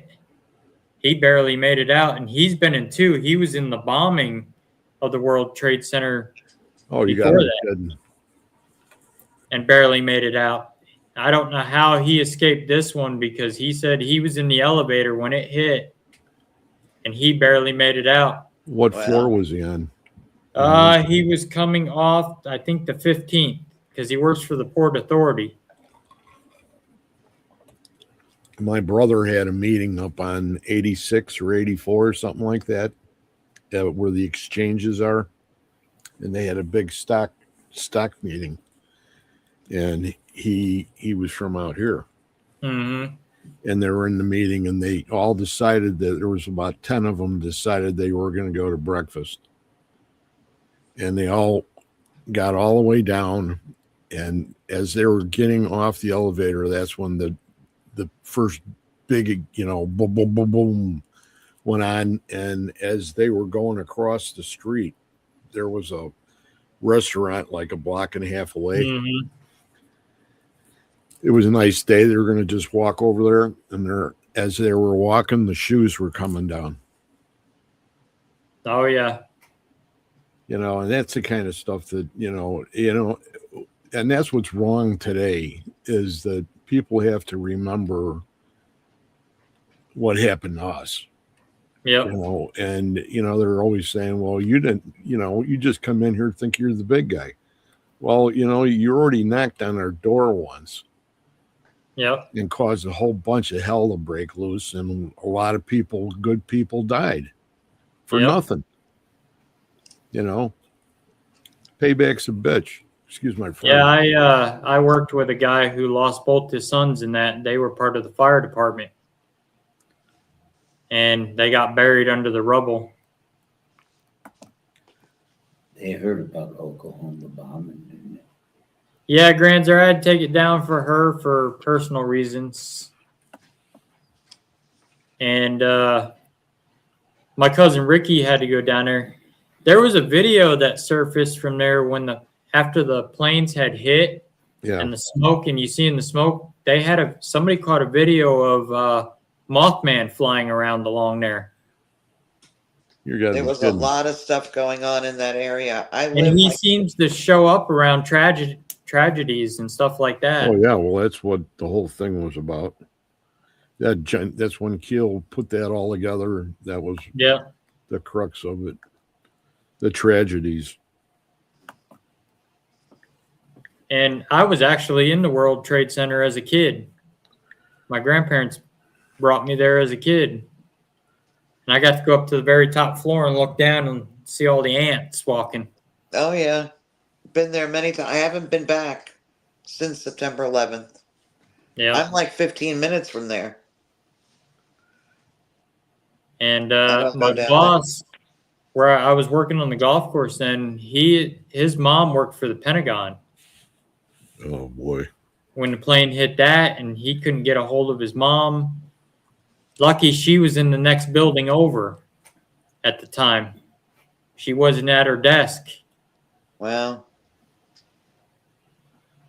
And yeah, that was a bad tragedy. I mean, all my cousins on the fire department had to go down there and assist. And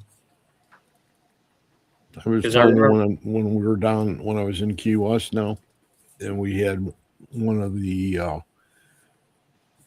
guys that comes in and helps out at the firehouse, and all these guys are retired firemen, and there's like two of them from New York.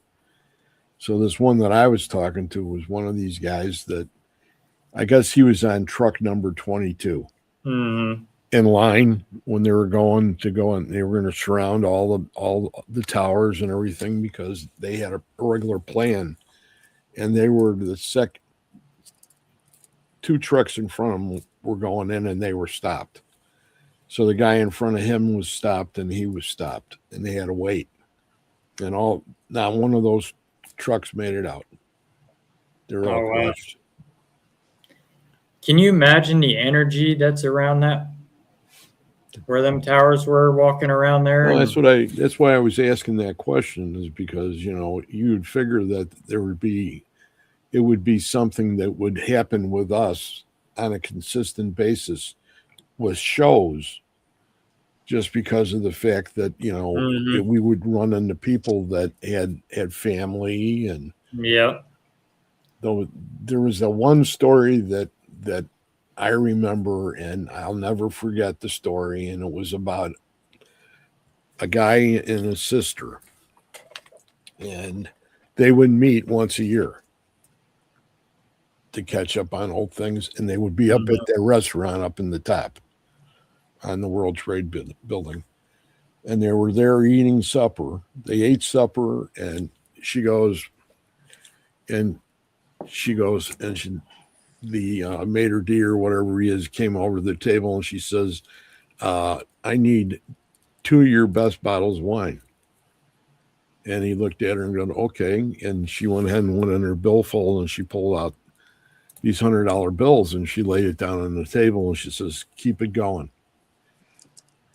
She got done, paid the rest of the restaurant bill. Mhm. It went in her billfold and it was recovered a week later out of the Wow. out of the pile. Wow. Well, this is gonna hit him. What, the Oklahoma one? No, that one, and I helped put up that building. Yeah, my dad helped put up the World Trade Center. No, really? Yep, he was one of the. I was Iron way up there workers. top. You were up there flying around? Yeah. Oh yeah. No, I don't got wings. That people look like the little ants. Yep. Well, when you fly in helicopters too, Yeah. you learn that after a while you're one of those guys that's got his feet on the runners, Yeah. Yeah.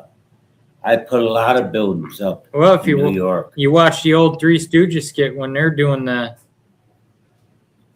building those skyscrapers, and Curly's got that helmet on his head, running in there, and he kicks the grease over, and he keeps sliding back and forth.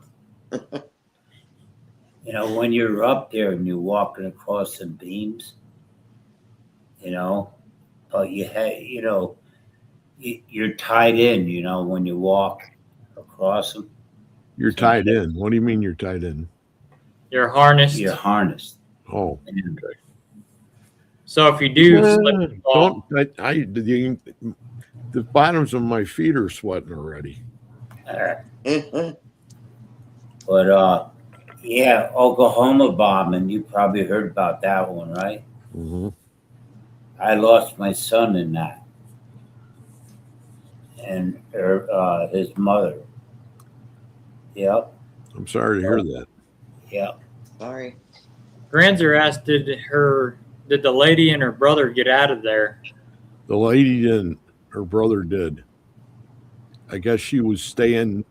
She had a room below, and her brother left because he lived outside of town there. And that's the only thing they found of her real fast was her billfold. Oh wow. And inside the billfold was the receipt Mhm. from the night before. And she Yep. had, I can't remember how many hundreds she still had left in that wallet. My cousin worked down there during the cleanup, and he's really sick now from it. Oh, I bet. I Yeah, have I have volunteers that I know that work with me at Bass Pro Shop that were firemen that left here and went all the way over there to help. And they were there the next day. Yeah, my cousin, it was Ricky and Tony went out there, didn't they? Yeah, and Uncle Bill. No, Uncle Bill was retired then. Wait a minute. Yeah, that's It would have been Ricky and Tony. My cousin Ricky and Tony both went down there from Albany, New York. I haven't talked to the one guy that I know pretty good out here that I was going to go ahead and wonder if he was breathing good. Yeah. I know that smoke. I remember my buddy sending me videos of nonstop of the smoke and stuff. I mean, it was just like a cloud, and that actually came towards where I live too. You could see like the haze into the mountains and stuff from the smoke and the dust and all that from that.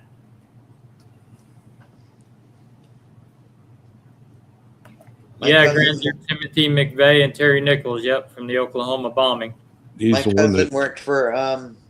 He was a Port Authority cop. McVeigh was the one they put the bullseye on, right? Yep. Yep. Then Granzer had a question for all of us. Speaking of that event, September 11th, did any of you follow any of the conspiracy theories at the time? If so, are any of those sites, groups still around, moved to YouTube? I haven't seen any. No. You'd have to go ahead and just start poking around, I guess. That's the only way Probably. to You find probably out. just have to search them. I haven't heard any either. Yeah, are you mean as far as whether or not that airplane actually flew into the Pentagon or not? They said that was like a suicide hijacker. Yeah, but what I'm referring to is the fact that it came right down the road. Yeah. That road that led into the Pentagon. Mhm. And then when it hit, they for all I know, they never found the motors. Yeah, that's weird. That bomb in there in New York, that's the one. I mean, even 191 out here by us, that was the one that blew the one engine off and went around and came back in those upside down. And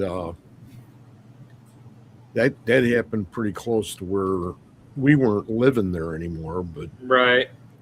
I went out with Dale Kazmarek and a bunch of guys that I used to be with before, Yep. and they all went out, and they have another entrance because you can't actually get in because right now it's all fenced off. Yeah, they had bombs on that planes.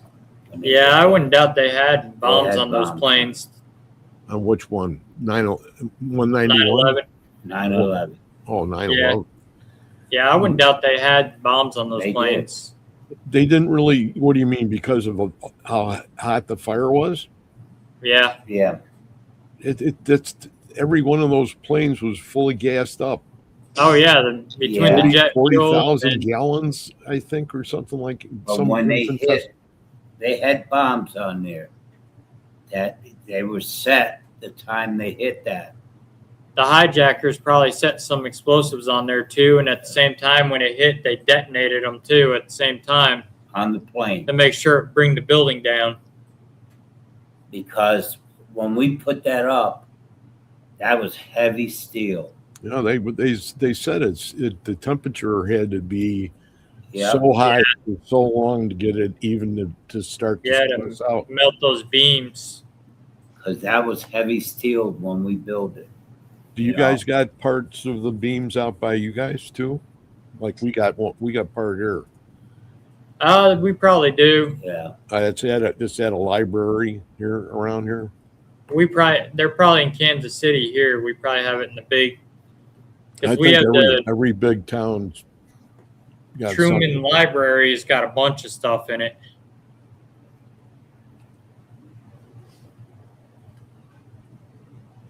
that last comment, I did hear something about that. That Yeah. Yeah, there was about the a person explosive down charges. in the lower sub basements that heard explosions Yep. that shouldn't have been going off down that deep. There was that other story too about that one reporter that had gone over those tapes of the people that jumped off the first building. Yeah. Mhm. And there was the one guy that came off the top that had one of those like waiter coats on, white Yep. coat. And he thought he finally ID'd him after like 7 months. Mm-hmm.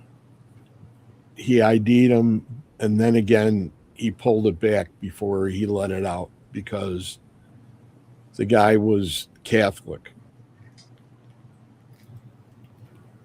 And I said to a friend of mine that was Catholic, I said, it wouldn't make no damn difference. You know, it's Right. not like, you know, you're not actually, you know, blowing your brains out or anything. You know, what the he had I imagine that there are quite a few of those people jump because it was so friggin' hot. Oh yeah. Well, like Granzer said, I don't know how they would have gotten bombs through. If memory serves me, they would X-ray my luggage when I used to fly a lot in the 90s. Yeah. That's what's making me wonder if they didn't have other people planted that went into there and set Like them. the people that loaded the planes and everything that they Yep. got it underneath in the baggage area. Yep.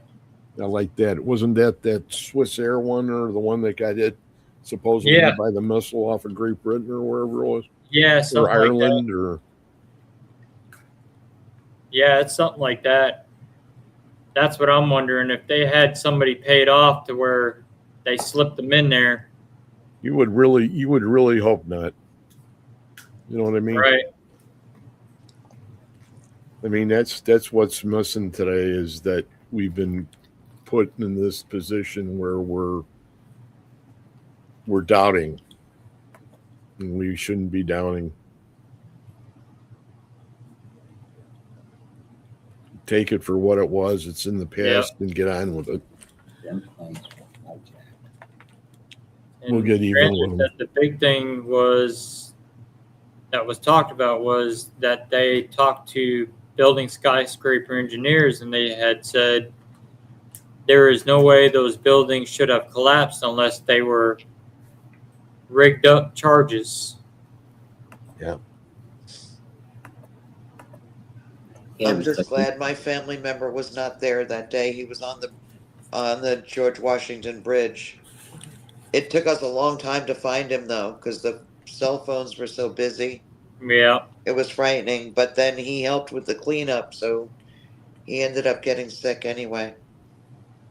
Yeah, there's a lot of them that caught cancer from that. Mhm. Yeah, it's like fiberglass in his Mhm. lungs. Yeah, between all that dust and smoke and Yeah. They had firemen with their legs, off and everything. yeah, the guy Frank that I worked with at the golf course, Yeah. both his sons were crushed. They were in those trucks that were crushed. Oh, well. And I remember him telling me about that They never even knew what hit them. because they did a memorial golf tournament for his sons, and because I played in it. Thank God it's a lot better than being burned. You know, Yeah, one big bang and that's it. but I mean, can you imagine if you brought your paranormal equipment there? How much activity you would get Who from said all that that? energy that's pent up in there? Carol's going to go there and we're going to film Carol. I wouldn't literally am like 15 minutes from there. I wouldn't do it No, I wouldn't because either. of respect. I wouldn't. That's one place I wouldn't. It's probably disrespectful, number one. Yeah. Right. You know, That's the same thing with Oklahoma bombing. Granzer said, not saying it's right, but remember with Oklahoma City, didn't McVeigh said he did that because of what happened in Waco and Branch Davidians. Yeah. And I was down in the hospital down there. I brought my wife down there. Remember? Yep. We seen people are in the hospital there in Oklahoma from that bombing, Yep. missing arms and legs. And you mention that to any of them down there, they don't want to talk about it. I mean, that hospital was full with all them people who were hurt. Yeah, that hospital was in Tulsa, Oklahoma. Yeah. I've never been there. I've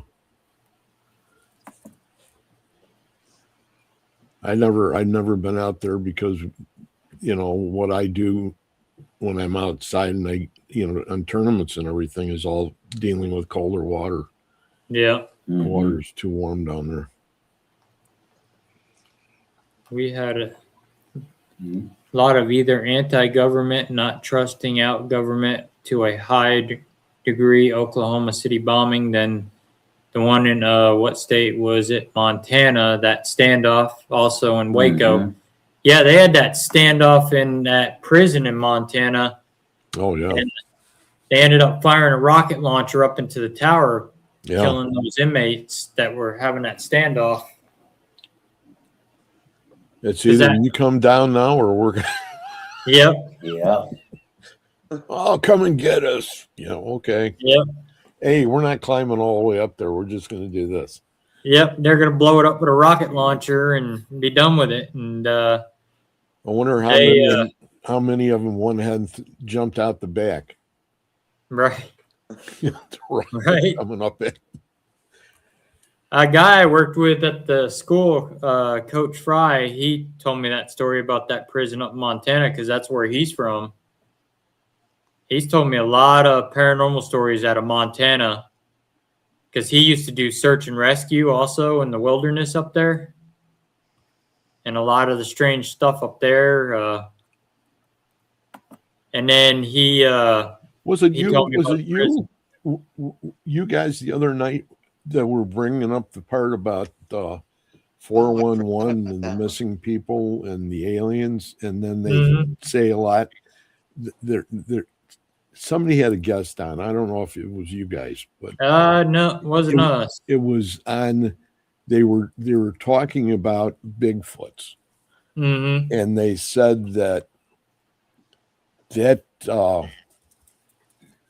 how it went down was they're associating these sightings with in the same areas where these people disappear at. Oh yeah. And they don't know what happened. Well, that's like the Smoky Mountains same way. You got them supposed feral people that live out there that are this like the same ones that are out in the desert. Yep, that are grabbing people and the hills have eyes. Yeah. Apparently these were people that tried to evade fighting in the Civil War and the wars and stuff, so they went out there. They went out into the caves and the old mine shafts, and that's where they were living, and they would raid the soldiers' camps for food, and they would kidnap soldiers and kill them and eat them, and they were interbreeding and all kinds of stuff.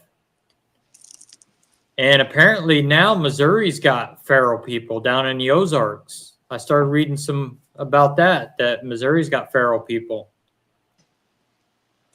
And you should have never told me that. They're down near the Mark Twain National Forest. Oh boy. Down in the Ozarks of Missouri. And you gotta go ahead and pinpoint it, don't you? Oh yeah. You know me. I guess we can scratch that one off the map. Don't have to worry about going there. Oh, I'm still going down there. Because I'm supposed to go with Carter and do some Bigfoot researching down there. You carry a sidearm on you when you're down there? Well, I probably will. I'll probably be carrying my sidearm with me. Did you tell Craig Bigfoot we see. Oh, the Bigfoot in the Allegheny Mountains of Pennsylvania. Yeah. There's We a were lot head- of sightings there. Yeah. Yeah, we were headed to Gettysburg and we were going up. You know how it's got them hills and them turns? Uh-huh. Well, there's a house that's back up in the mountain, and their trash can was down by the road, and my headlights hit it. And this creature was ducked down like this, digging through the trash can, had the trash can lid in his hand, stood up, and it was about 8 foot tall, Yeah. is what he described it at. Looked right at the car and curled its lip at us. And I was focused on the road. I mean, this was about 1 or 2 o'clock in the morning. And This thing was tall. he says to me, "You never believe what I saw." Oh, Hey, I said, "What?" Russ, did you throw him the rest of the donuts out of the bag? no. I wanted to go back. Yeah. He wouldn't let me turn around and No, go no. back. Because he had that, we wouldn't have no car left. Believe me. This thing. I Right, mean, Granzer? Yeah. About Yeah. the Pharaoh people. I'm going to find them. we asked about Bigfoot, and this one was like I think a that's a blonde bad idea. color. You know? Yeah, he was kind of like a lighter brownish Brown. color.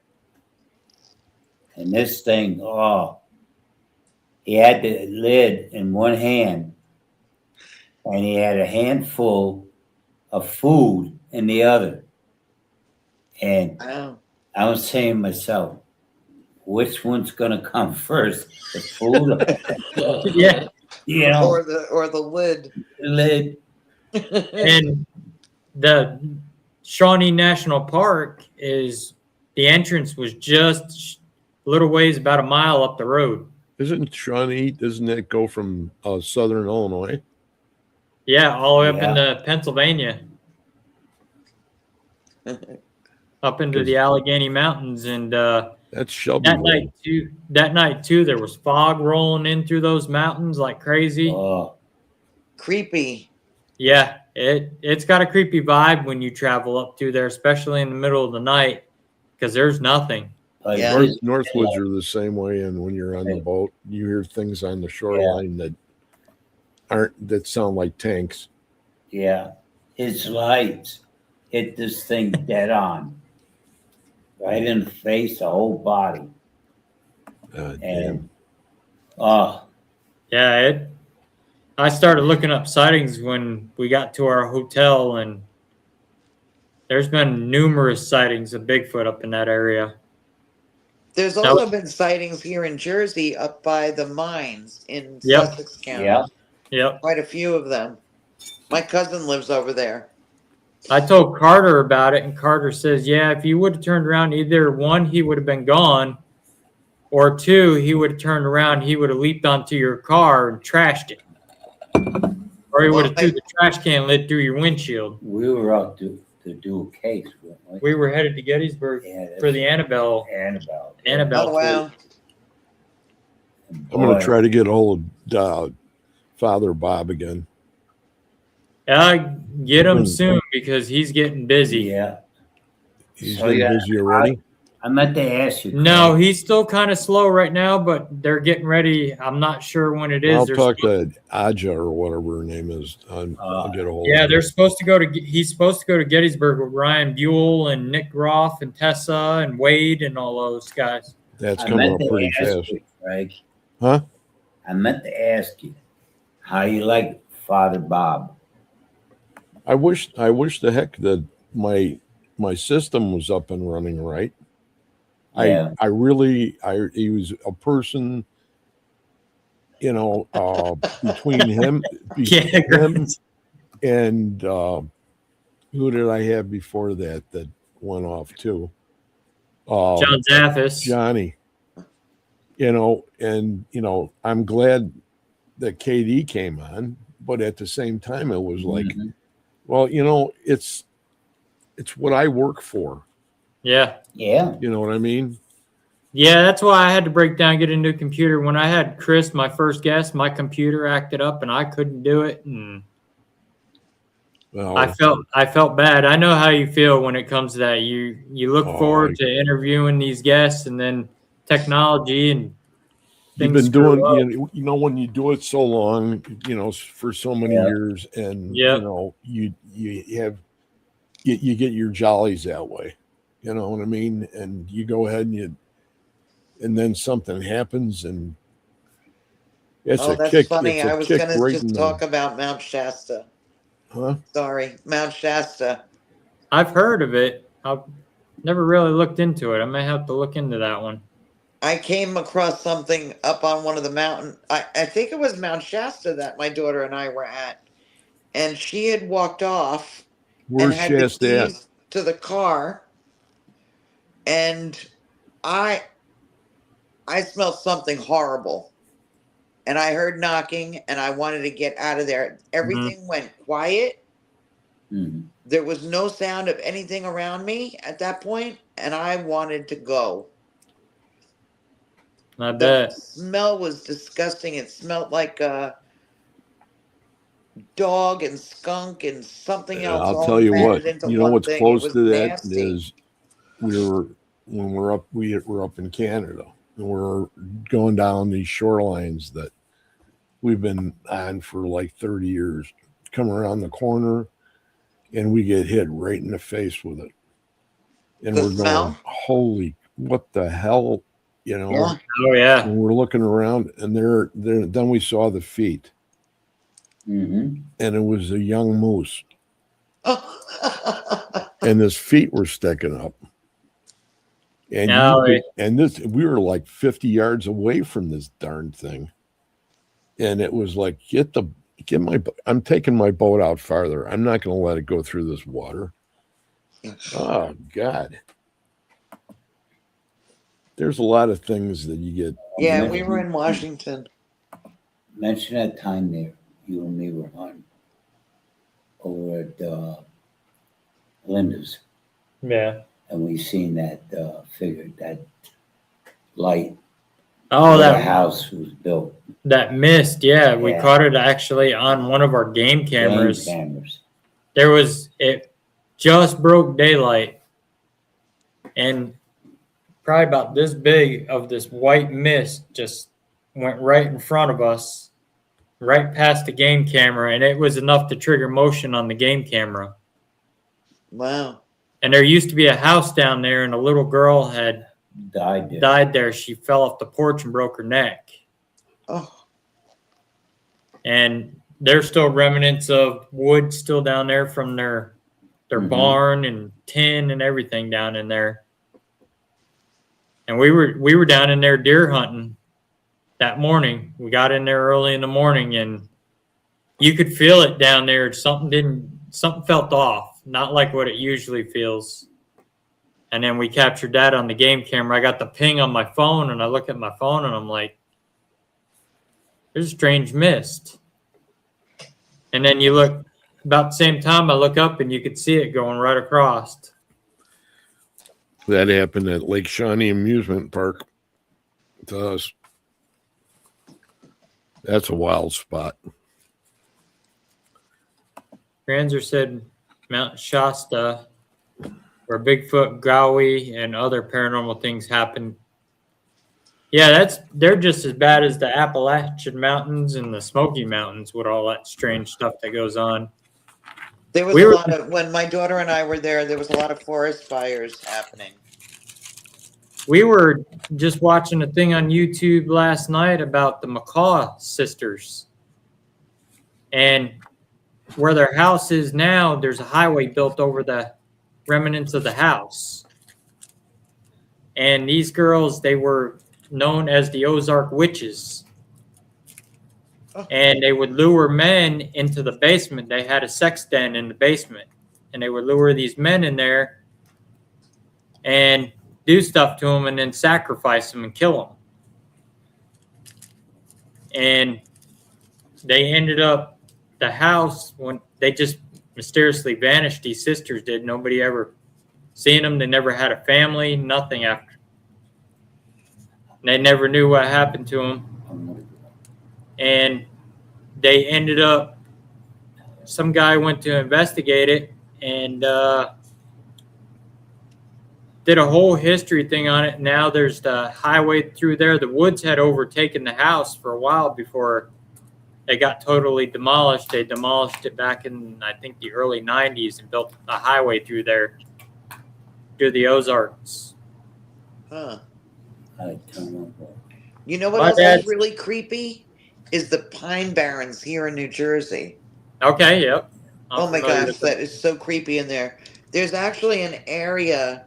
So there's that town in Pennsylvania that's still burning underground, Centralia. Silent Hill? Yeah, but the town is actually called Centralia, Yep. and we had gone there, but we heard that there was another area in the Pine Barrens that was tagged similar to the graffiti and stuff that was in Centralia. Okay. So my daughter and I went looking for it. We found it. It was so creepy in there. We had so much fun in there though, and every time we go, we end up in a different location in the Pine Barrens, and then we always find a cemetery way deep, deep, deep, deep in the woods by itself. Like sometimes 5 or 6 Yep. stones, headstones. One of them we found was next to a playground. My dad's going up for the night, so he won't. Okay. I'm tired. He's tired. Good night, Russ. Okay. Good night. Good night, Russell. Good night. Good seeing you. Yeah, same here. Like I said, we got in at 2:30 Yeah, this morning. It's been a long. Yeah, I better go to bed. Yeah. Before I fall over. What do you think about Crater Lake in Oregon? That's pretty good. All right. I've never been there. I don't think I've ever heard of that. I've heard of Crater Lake, but Is that the one where all the skeleton bones were found? I think so. If I'm not mistaken, I think that might be it. But I haven't been there. Russell, what decade years were those witches active? I think they were active from the 1800s to like the early to mid 1900s. And then all of a sudden they just mysteriously vanished and without a trace. Good night. There's people saying good night. He already went up. Oh, for your dad. Yep. Crater Lake was a volcano. Yeah. Okay.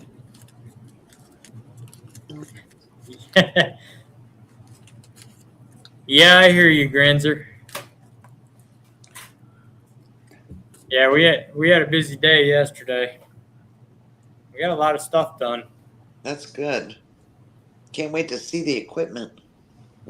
We also did a big Michael Myers headphone holder. Oh, wow. You you're not printed gonna it go. out? You're not going to go to Obscura, huh? In Probably DeKalb? not. That's this next Saturday. No, next Saturday I'll be working on some more stuff. We've been staying pretty busy with it, and I don't work nights anymore, so which I'm glad about that. I can do more stuff at night. Right. Especially my schedule is just packed with podcasts. I'm a guest on a bunch of them. Oh, that's good. wonderful.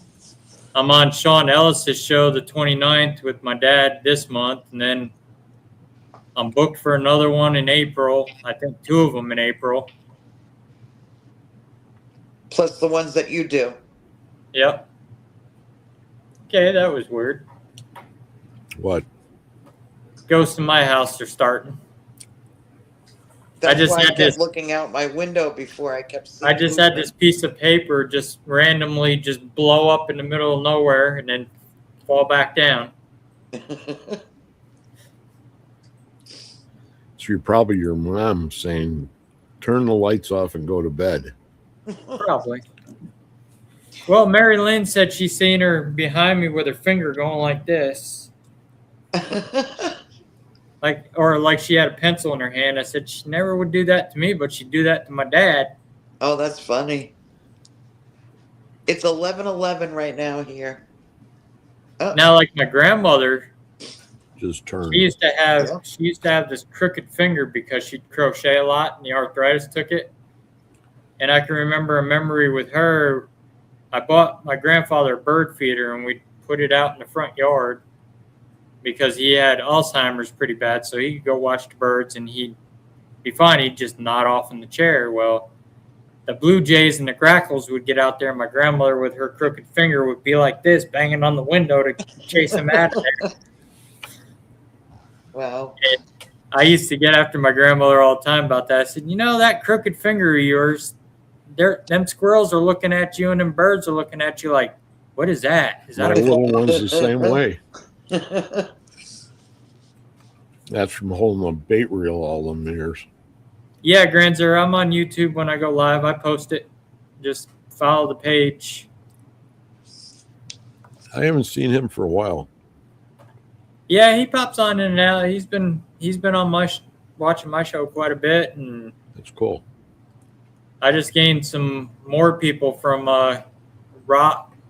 Bigfoot Michigan Rob's and Chloe's show too, watching. That's cool. And It's really good and it's expanding. yeah, Yeah. my channel's growing. Especially for Sunday night. Yeah, because I usually only do Saturdays, and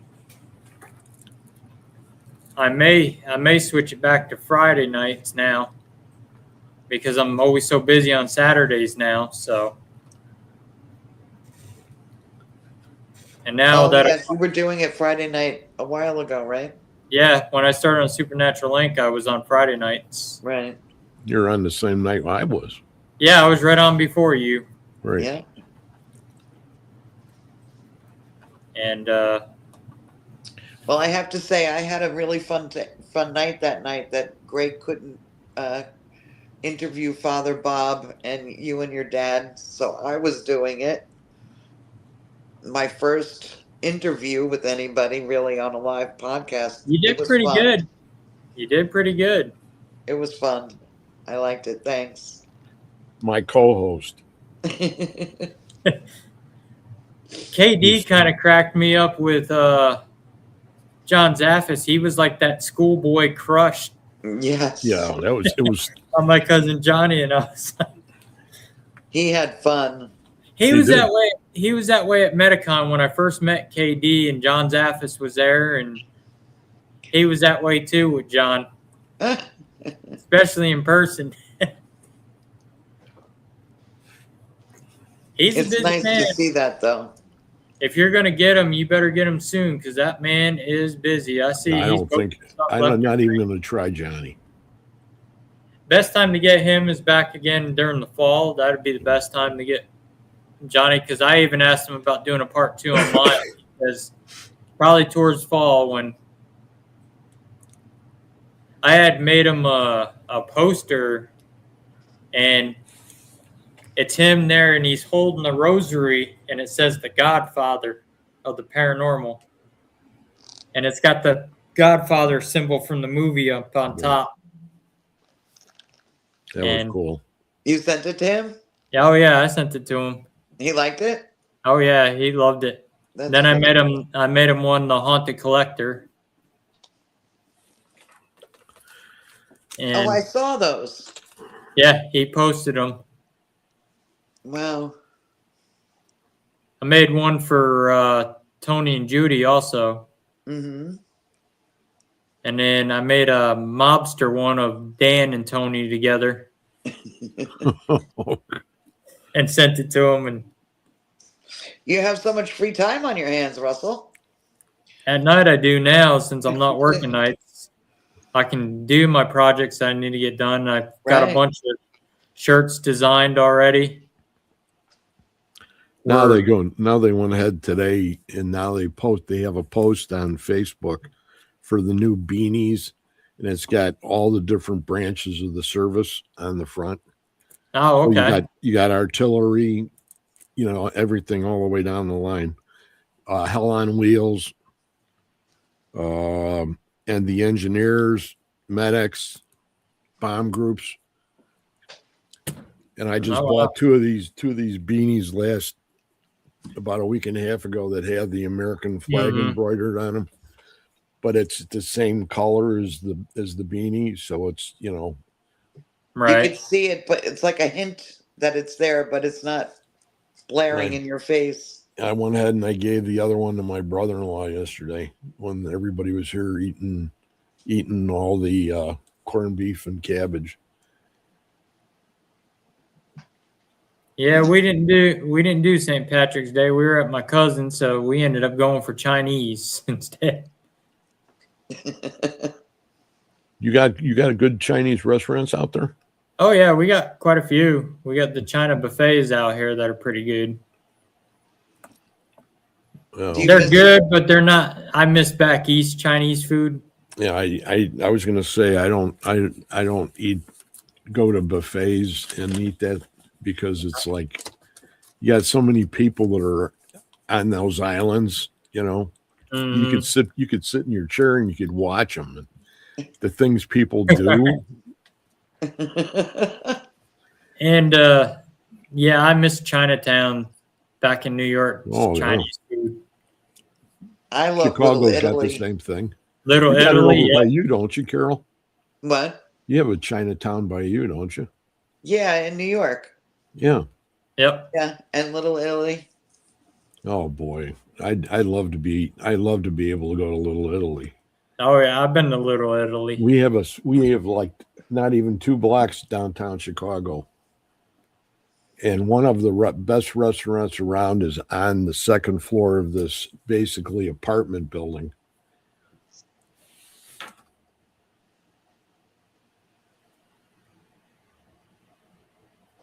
Oh wow, that's interesting. I'll definitely have to look into that.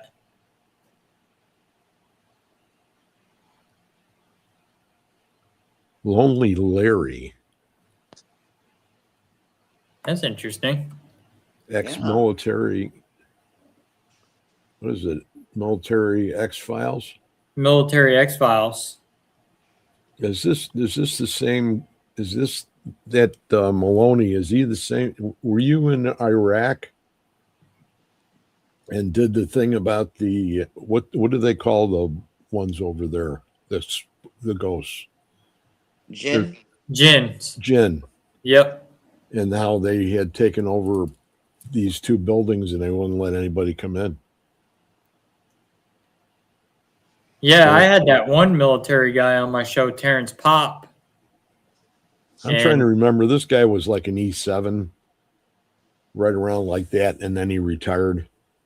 But Terrence was Green Beret, Special Forces, Army Ranger, and he was actually based over in that Iraqi prison where Saddam Hussein would take all those political prisoners and torture them. And right where his bunk was the old vat where he used to dunk the bodies in acid. I think that's the same guy. Yep. He has his own show called The Redonkulous on YouTube. When you get an opportunity, send me his name and that just in a message maybe tomorrow or something. Yep. Because I would like to find where he is again because he was very interesting. He was telling me they were in barracks in the base, and these 2 little kids come running through the barracks, run right out past the guard right out there, and just disappeared. They went out after him. There was no kids. They were gone. Wow. A whole bunch of stories like that. Yeah, he told, and then he said when he was in basic training, he was in school and they had to send him out into jungle survival, and he got separated from his unit, and he was trying to call on the radio. Nobody would answer. And so he seen these two guys walking, and they were in uniform, and he asked them, "Did you see a bunch of soldiers go this way?" The guys just kept walking, never responded, and then just vanished. And he was just fresh out of military school, and he said that really freaked him out. Yeah, if he's not like into that stuff, to know what You just What turn he's on them looking when they at, run away right? like that and just unload. Like if you had a 14 or 16, you just unload the whole clip on them. Just to When make I was sure. stationed at McConnell Air Force Base, we've seen a lot of shadow people in my dorm room, a lot of activity in Wichita, Kansas. That's because Toto wasn't there, Gene. And that, Right? Yeah, Wichita's got its history. I've been out there investigating before. I've been even near Wichita investigating. I did a few residentials out in Kansas. we're back in Kansas, Toto. Yeah. Well, that's like we were getting that bad weather here with the tornado warnings and stuff, and we actually had a tornado about 47 miles from us touchdown. And That's our the siren goal. was going off, and a buddy of mine asked, "Why is the siren going off?" And I said, the one lady that lives up the road, she used to be our city clerk. I said, "Well, she's flying her broomstick out there Set it off. and set the sirens off." That's funny. And but yeah, we had that one place in Illinois got destroyed by the tornadoes, and Kankakee. Joplin down here, Joplin, Missouri, got hit again. Yeah, I haven't seen any of the pictures. I might see them tomorrow morning. They do have a yellow brick road. Characters are carved out of tree stumps there. But you figure Kansas with the old Western and the gunfighters that hung out through Kansas. Then they got to put Dorothy there, and Yeah. the 10 man. There's no justice. Right? Think of the poor cowboys. Yeah. James Oh, boys boy. rolling around in their grave because of that. Right? I've got some T-shirts of the James Gang coming out too. I've designed some of those too. Or They're- the band, the James Gang. What was that? No, Jesse James. What was that just flew in front of you? Oh, we got to fly because it got warm here, and we got farms. There's a farmer right behind me. That looked like a pretty big fly. Yeah, it was one of them cluster flies that get in your house for the winter. Burn his wings off. He's- Frank. Am I getting too Well, crazy? kids used to do that. They used to do that with ants and magnifying glasses back in Yeah. the day. Yeah. I'm giving them a chance to put the fire out. Right? But yeah, Kansas has got its history. I mean, Jesse James through here, and he's been through Kansas and all. Heck, I lived not too far from where he robbed that one bank. That's where they got ambushed. Well, Gallatin. we go by every year that when we go to Canada. I haven't done the last 2 years, but we go through Northfield, Minnesota. Yep. The great Northfield, Minnesota raid when they hit Yep. the bank there, Yep. and all those guys were just waiting for them. Yeah, they got ambushed pretty That bad was there. the, They that got was the Youngers and the Yeah. James boys, wasn't it? Youngers and James and Gallatin. They robbed the bank there, and that's where one of the guys got killed. And they ended up capturing Frank, and they had Frank in a jail cell out in the yard in Gallatin, Missouri, to show, hey, I got one of the James Gang boys. And The vault is still there that he robbed. I got to actually see it. Well, And they hid out. There's a cave not too far from here where they hid out after they robbed that bank. And then they would head down through Lawson, Ray County, and the James boys. And that's when they would go back to see their mom. And the Pinkertons, they had to avoid the Pinkertons then too, because the Pinkertons showed up at the mother's house. And they took Jesse and Frank's stepfather and they hung him from a tree because he wouldn't give the boys up. They hung him from a tree in the front yard, and he was a big college professor. He founded the Liberty College out here in Missouri. they killed him? Oh yeah, they killed him. They strung him up and hung him from a tree. The Pinkertons did, because he wouldn't give up Frank and Jesse. I have to step away for a moment. I'll be right back. Okay. And one day, the Pinkertons snuck into the property because they got word that the James boys were in town, that they were at the house and they weren't there, and they threw a firebomb through the back window of the house. And Zerelda, Jesse's mom, was there with their little brother, Archie Samuel. And as the firebomb come through the window, she grabbed it as she was holding Archie. She threw it into the fireplace, and about that time, as she threw it, it went off, killing the little boy.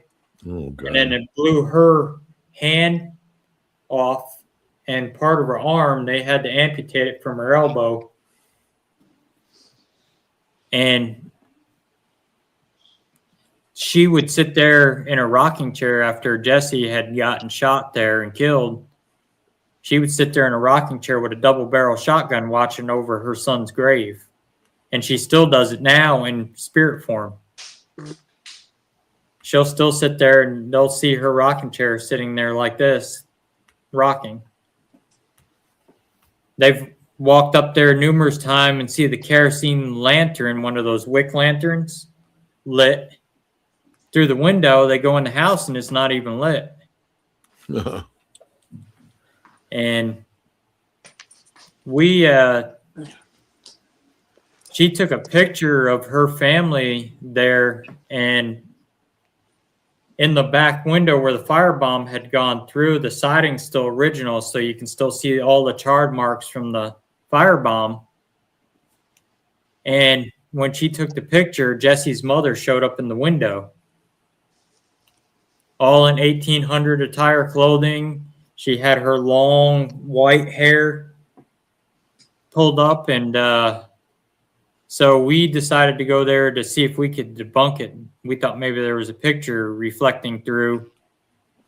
And so we took the tour, and we snuck some equipment in when you're not supposed to, but we had a digital recorder in our pockets running. I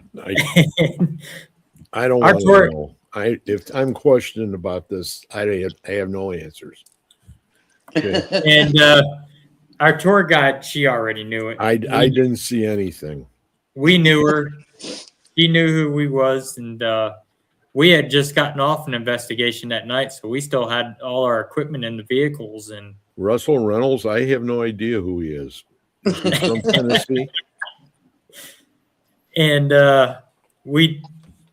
you watch a movie before you go up to the house of the history of the James, and then you walk up to the house, and then the tour guide waits for you up there, and she starts talking about the outside and about them hanging the stepfather from the tree. Well, when we were there, and she announced us as paranormal investigators, and they had a bunch of kids there, and she just said they just got off a investigation last night. And these kids go, "Is there ghosts in the house?" And she says, "Yeah, there's some paranormal things that do happen in this house." And he's like, "We need the Ghostbusters, these kids." And she's like, "Well, that's what they are. They're Ghostbusters." And Michael's coming on Wednesday. Oh, nice. Do you want to come on Wednesday? Let me see what my schedule looks like. Yeah. Yeah, just for the, and we'll go ahead and we'll be doing doubles. And we can go ahead and let somebody take the night off. Okay, yeah, just I don't know who, we'll talk about it afterwards. Yep. But maybe I But, shouldn't have said this out loud, but the tour guide, she let us go in. We hung towards the back, and we told everybody, if you got any questions, see us after the tour. So we started staying in the back. We had this guy from Louisiana that was up here in Missouri working the pipelines, and he knew what we were up to. So he decided to hang back to see what we were up to. And we get into the house, we go into Frank's bedroom, and then we go out through into the living room before we go into Jesse's mother's bedroom. And we're standing there, she's talking, and my dad taps me on the shoulder and he goes, "Hey, look down behind you." So I look down behind me, and here's both rocking chairs going like this. I remember seeing them in there, the rocking chairs. And I tapped my one friend on the shoulder and I said, "Look behind me." And she looks behind me and she says, "Oh, you kicked it." I said, "I'm nowhere near him." And the guy from Louisiana, he'd been watching the whole time. We get outside by the Jesse's grave, and he comes up, and we were telling the tour guide about the rocking chairs, and he comes up and he goes, he was nowhere near him. He didn't even kick them. They were rocking on their own. I was watching them the whole time. We had one of those in, what is it, down in Peoria at the, I can't remember the name. It's the building. It starts with a B. It's Insane Asylum. Yeah. And it was right on the river there, right off the river. Marion, is it Marion, Illinois? The Freemason building. Jeanette, is it the Marion, Illinois? That's what I'm wondering if that is Marion, Illinois. Because that's down way down by Kincaid, I think. Yeah. Not Shelbyville. Oh, no, it's Marion, Ohio. Ohio. You always got to go ahead and throw a stick into it, don't you, Jeanette? I thought there might be a chance it was Illinois. And but we got to go back through the house with her when she locked it up and see if there was a picture on the wall, and there was nothing. So we decided to recreate the picture, and we had the tour guide take a picture of all of us. And you look in the window and you see a cowboy hat down in right by my ribs down here in the window. Oh, wow. And there was nobody with a cowboy hat on.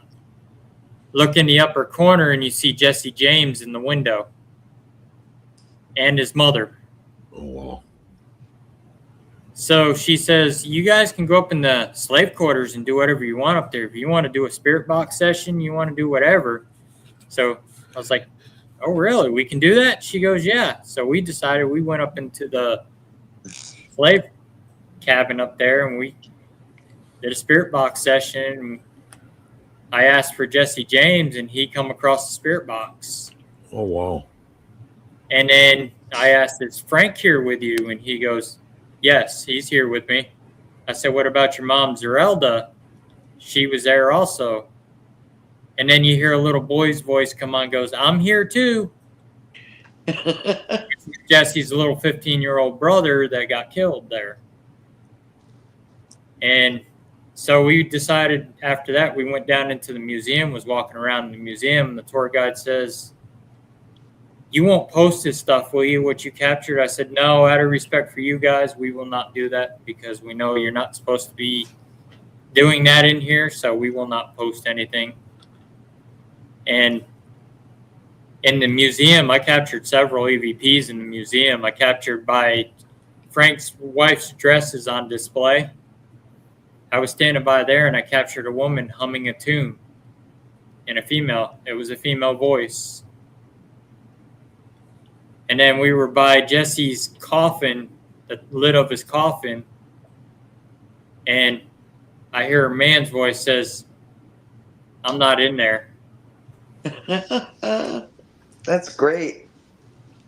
And they actually had some of the bullet fragments in the museum that come out of his head. Wow. Yeah, that's that's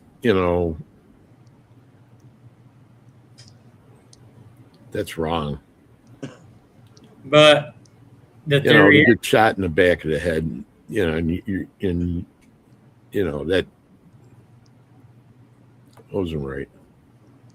yeah, I think that was his hat. That was one of his hats that he wore, because they've got him down in the museum down there. Yeah, He didn't I have a went to hat the on when he house got and shot. the museum. No, And he the didn't have his hat cemetery. on.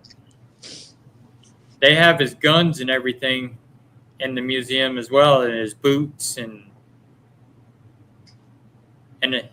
to see those old guns, they were neat looking at them, and I've got pictures of them. And Oh, they were Colts, weren't they? yep. And well, a lot of that theory is he faked his own death. He was wanted, so he figured fake his own death. That way, everybody thinks he's gone. And Stop He- looking. he lived in Texas with his wife because Right. there's That's much more fathomable than for people to go ahead and buy that story about him getting shot by the brothers that he brought on. Hey, Diablo, welcome in. We're talking about Jesse James and the history of Jesse James. Oh, it's still do Bagans. Did you see that? Dildo Bates.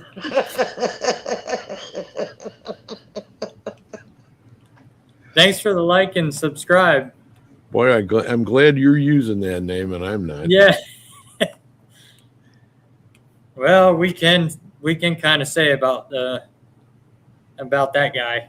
Yeah, About that's Bagans. you're not too far off where it Yeah. really belongs. It's a very good description. Yeah. I mean, If he really did all that crap they're saying now. yeah, did you see the videos that are out about him? Yeah. What was said last night? About all the stuff they found in his No. house that pertained to. We heard who were we talking to? I heard that he lived a long life after his brother. Yeah, Jesse did. That's what the theory is, that he lived down in Texas. No, Frank got his butt all shot up in Northfield. He got hit twice. Yeah. And it's Yeah. amazing how he survived. He gave tours of the house after his mom passed on, and then he took that show on the road with Cole Younger, Yeah. and they were doing trick shooting. And but they said Jesse would never turn his back on anybody, and he would never take his guns off for anybody. That's what led me to believe that they didn't shoot him. But look at Robert Ford. He met his demise in Colorado there. Yep. Some guy shot him with a double-barrel shotgun clear in the face Right. Ooh. in retaliation from him shooting Jesse. And that's where that is very close to where Buffalo Bill is buried up in the mountain there. Yep. We've been to his grave. And then That was his pretty brother ended up offing himself because he couldn't take the pain anymore of what they did. cool. Right. And they felt guilty. They're both buried out here in Missouri in the cemetery in Richmond. Sad Both. what they did to the simple brother. So that was the one that the other one was carrying around with him all the time. And he was the badass, and then he had the brother that was a little screwed up. Yep. And Bloody Bill Anderson's buried in the same cemetery as the Fords.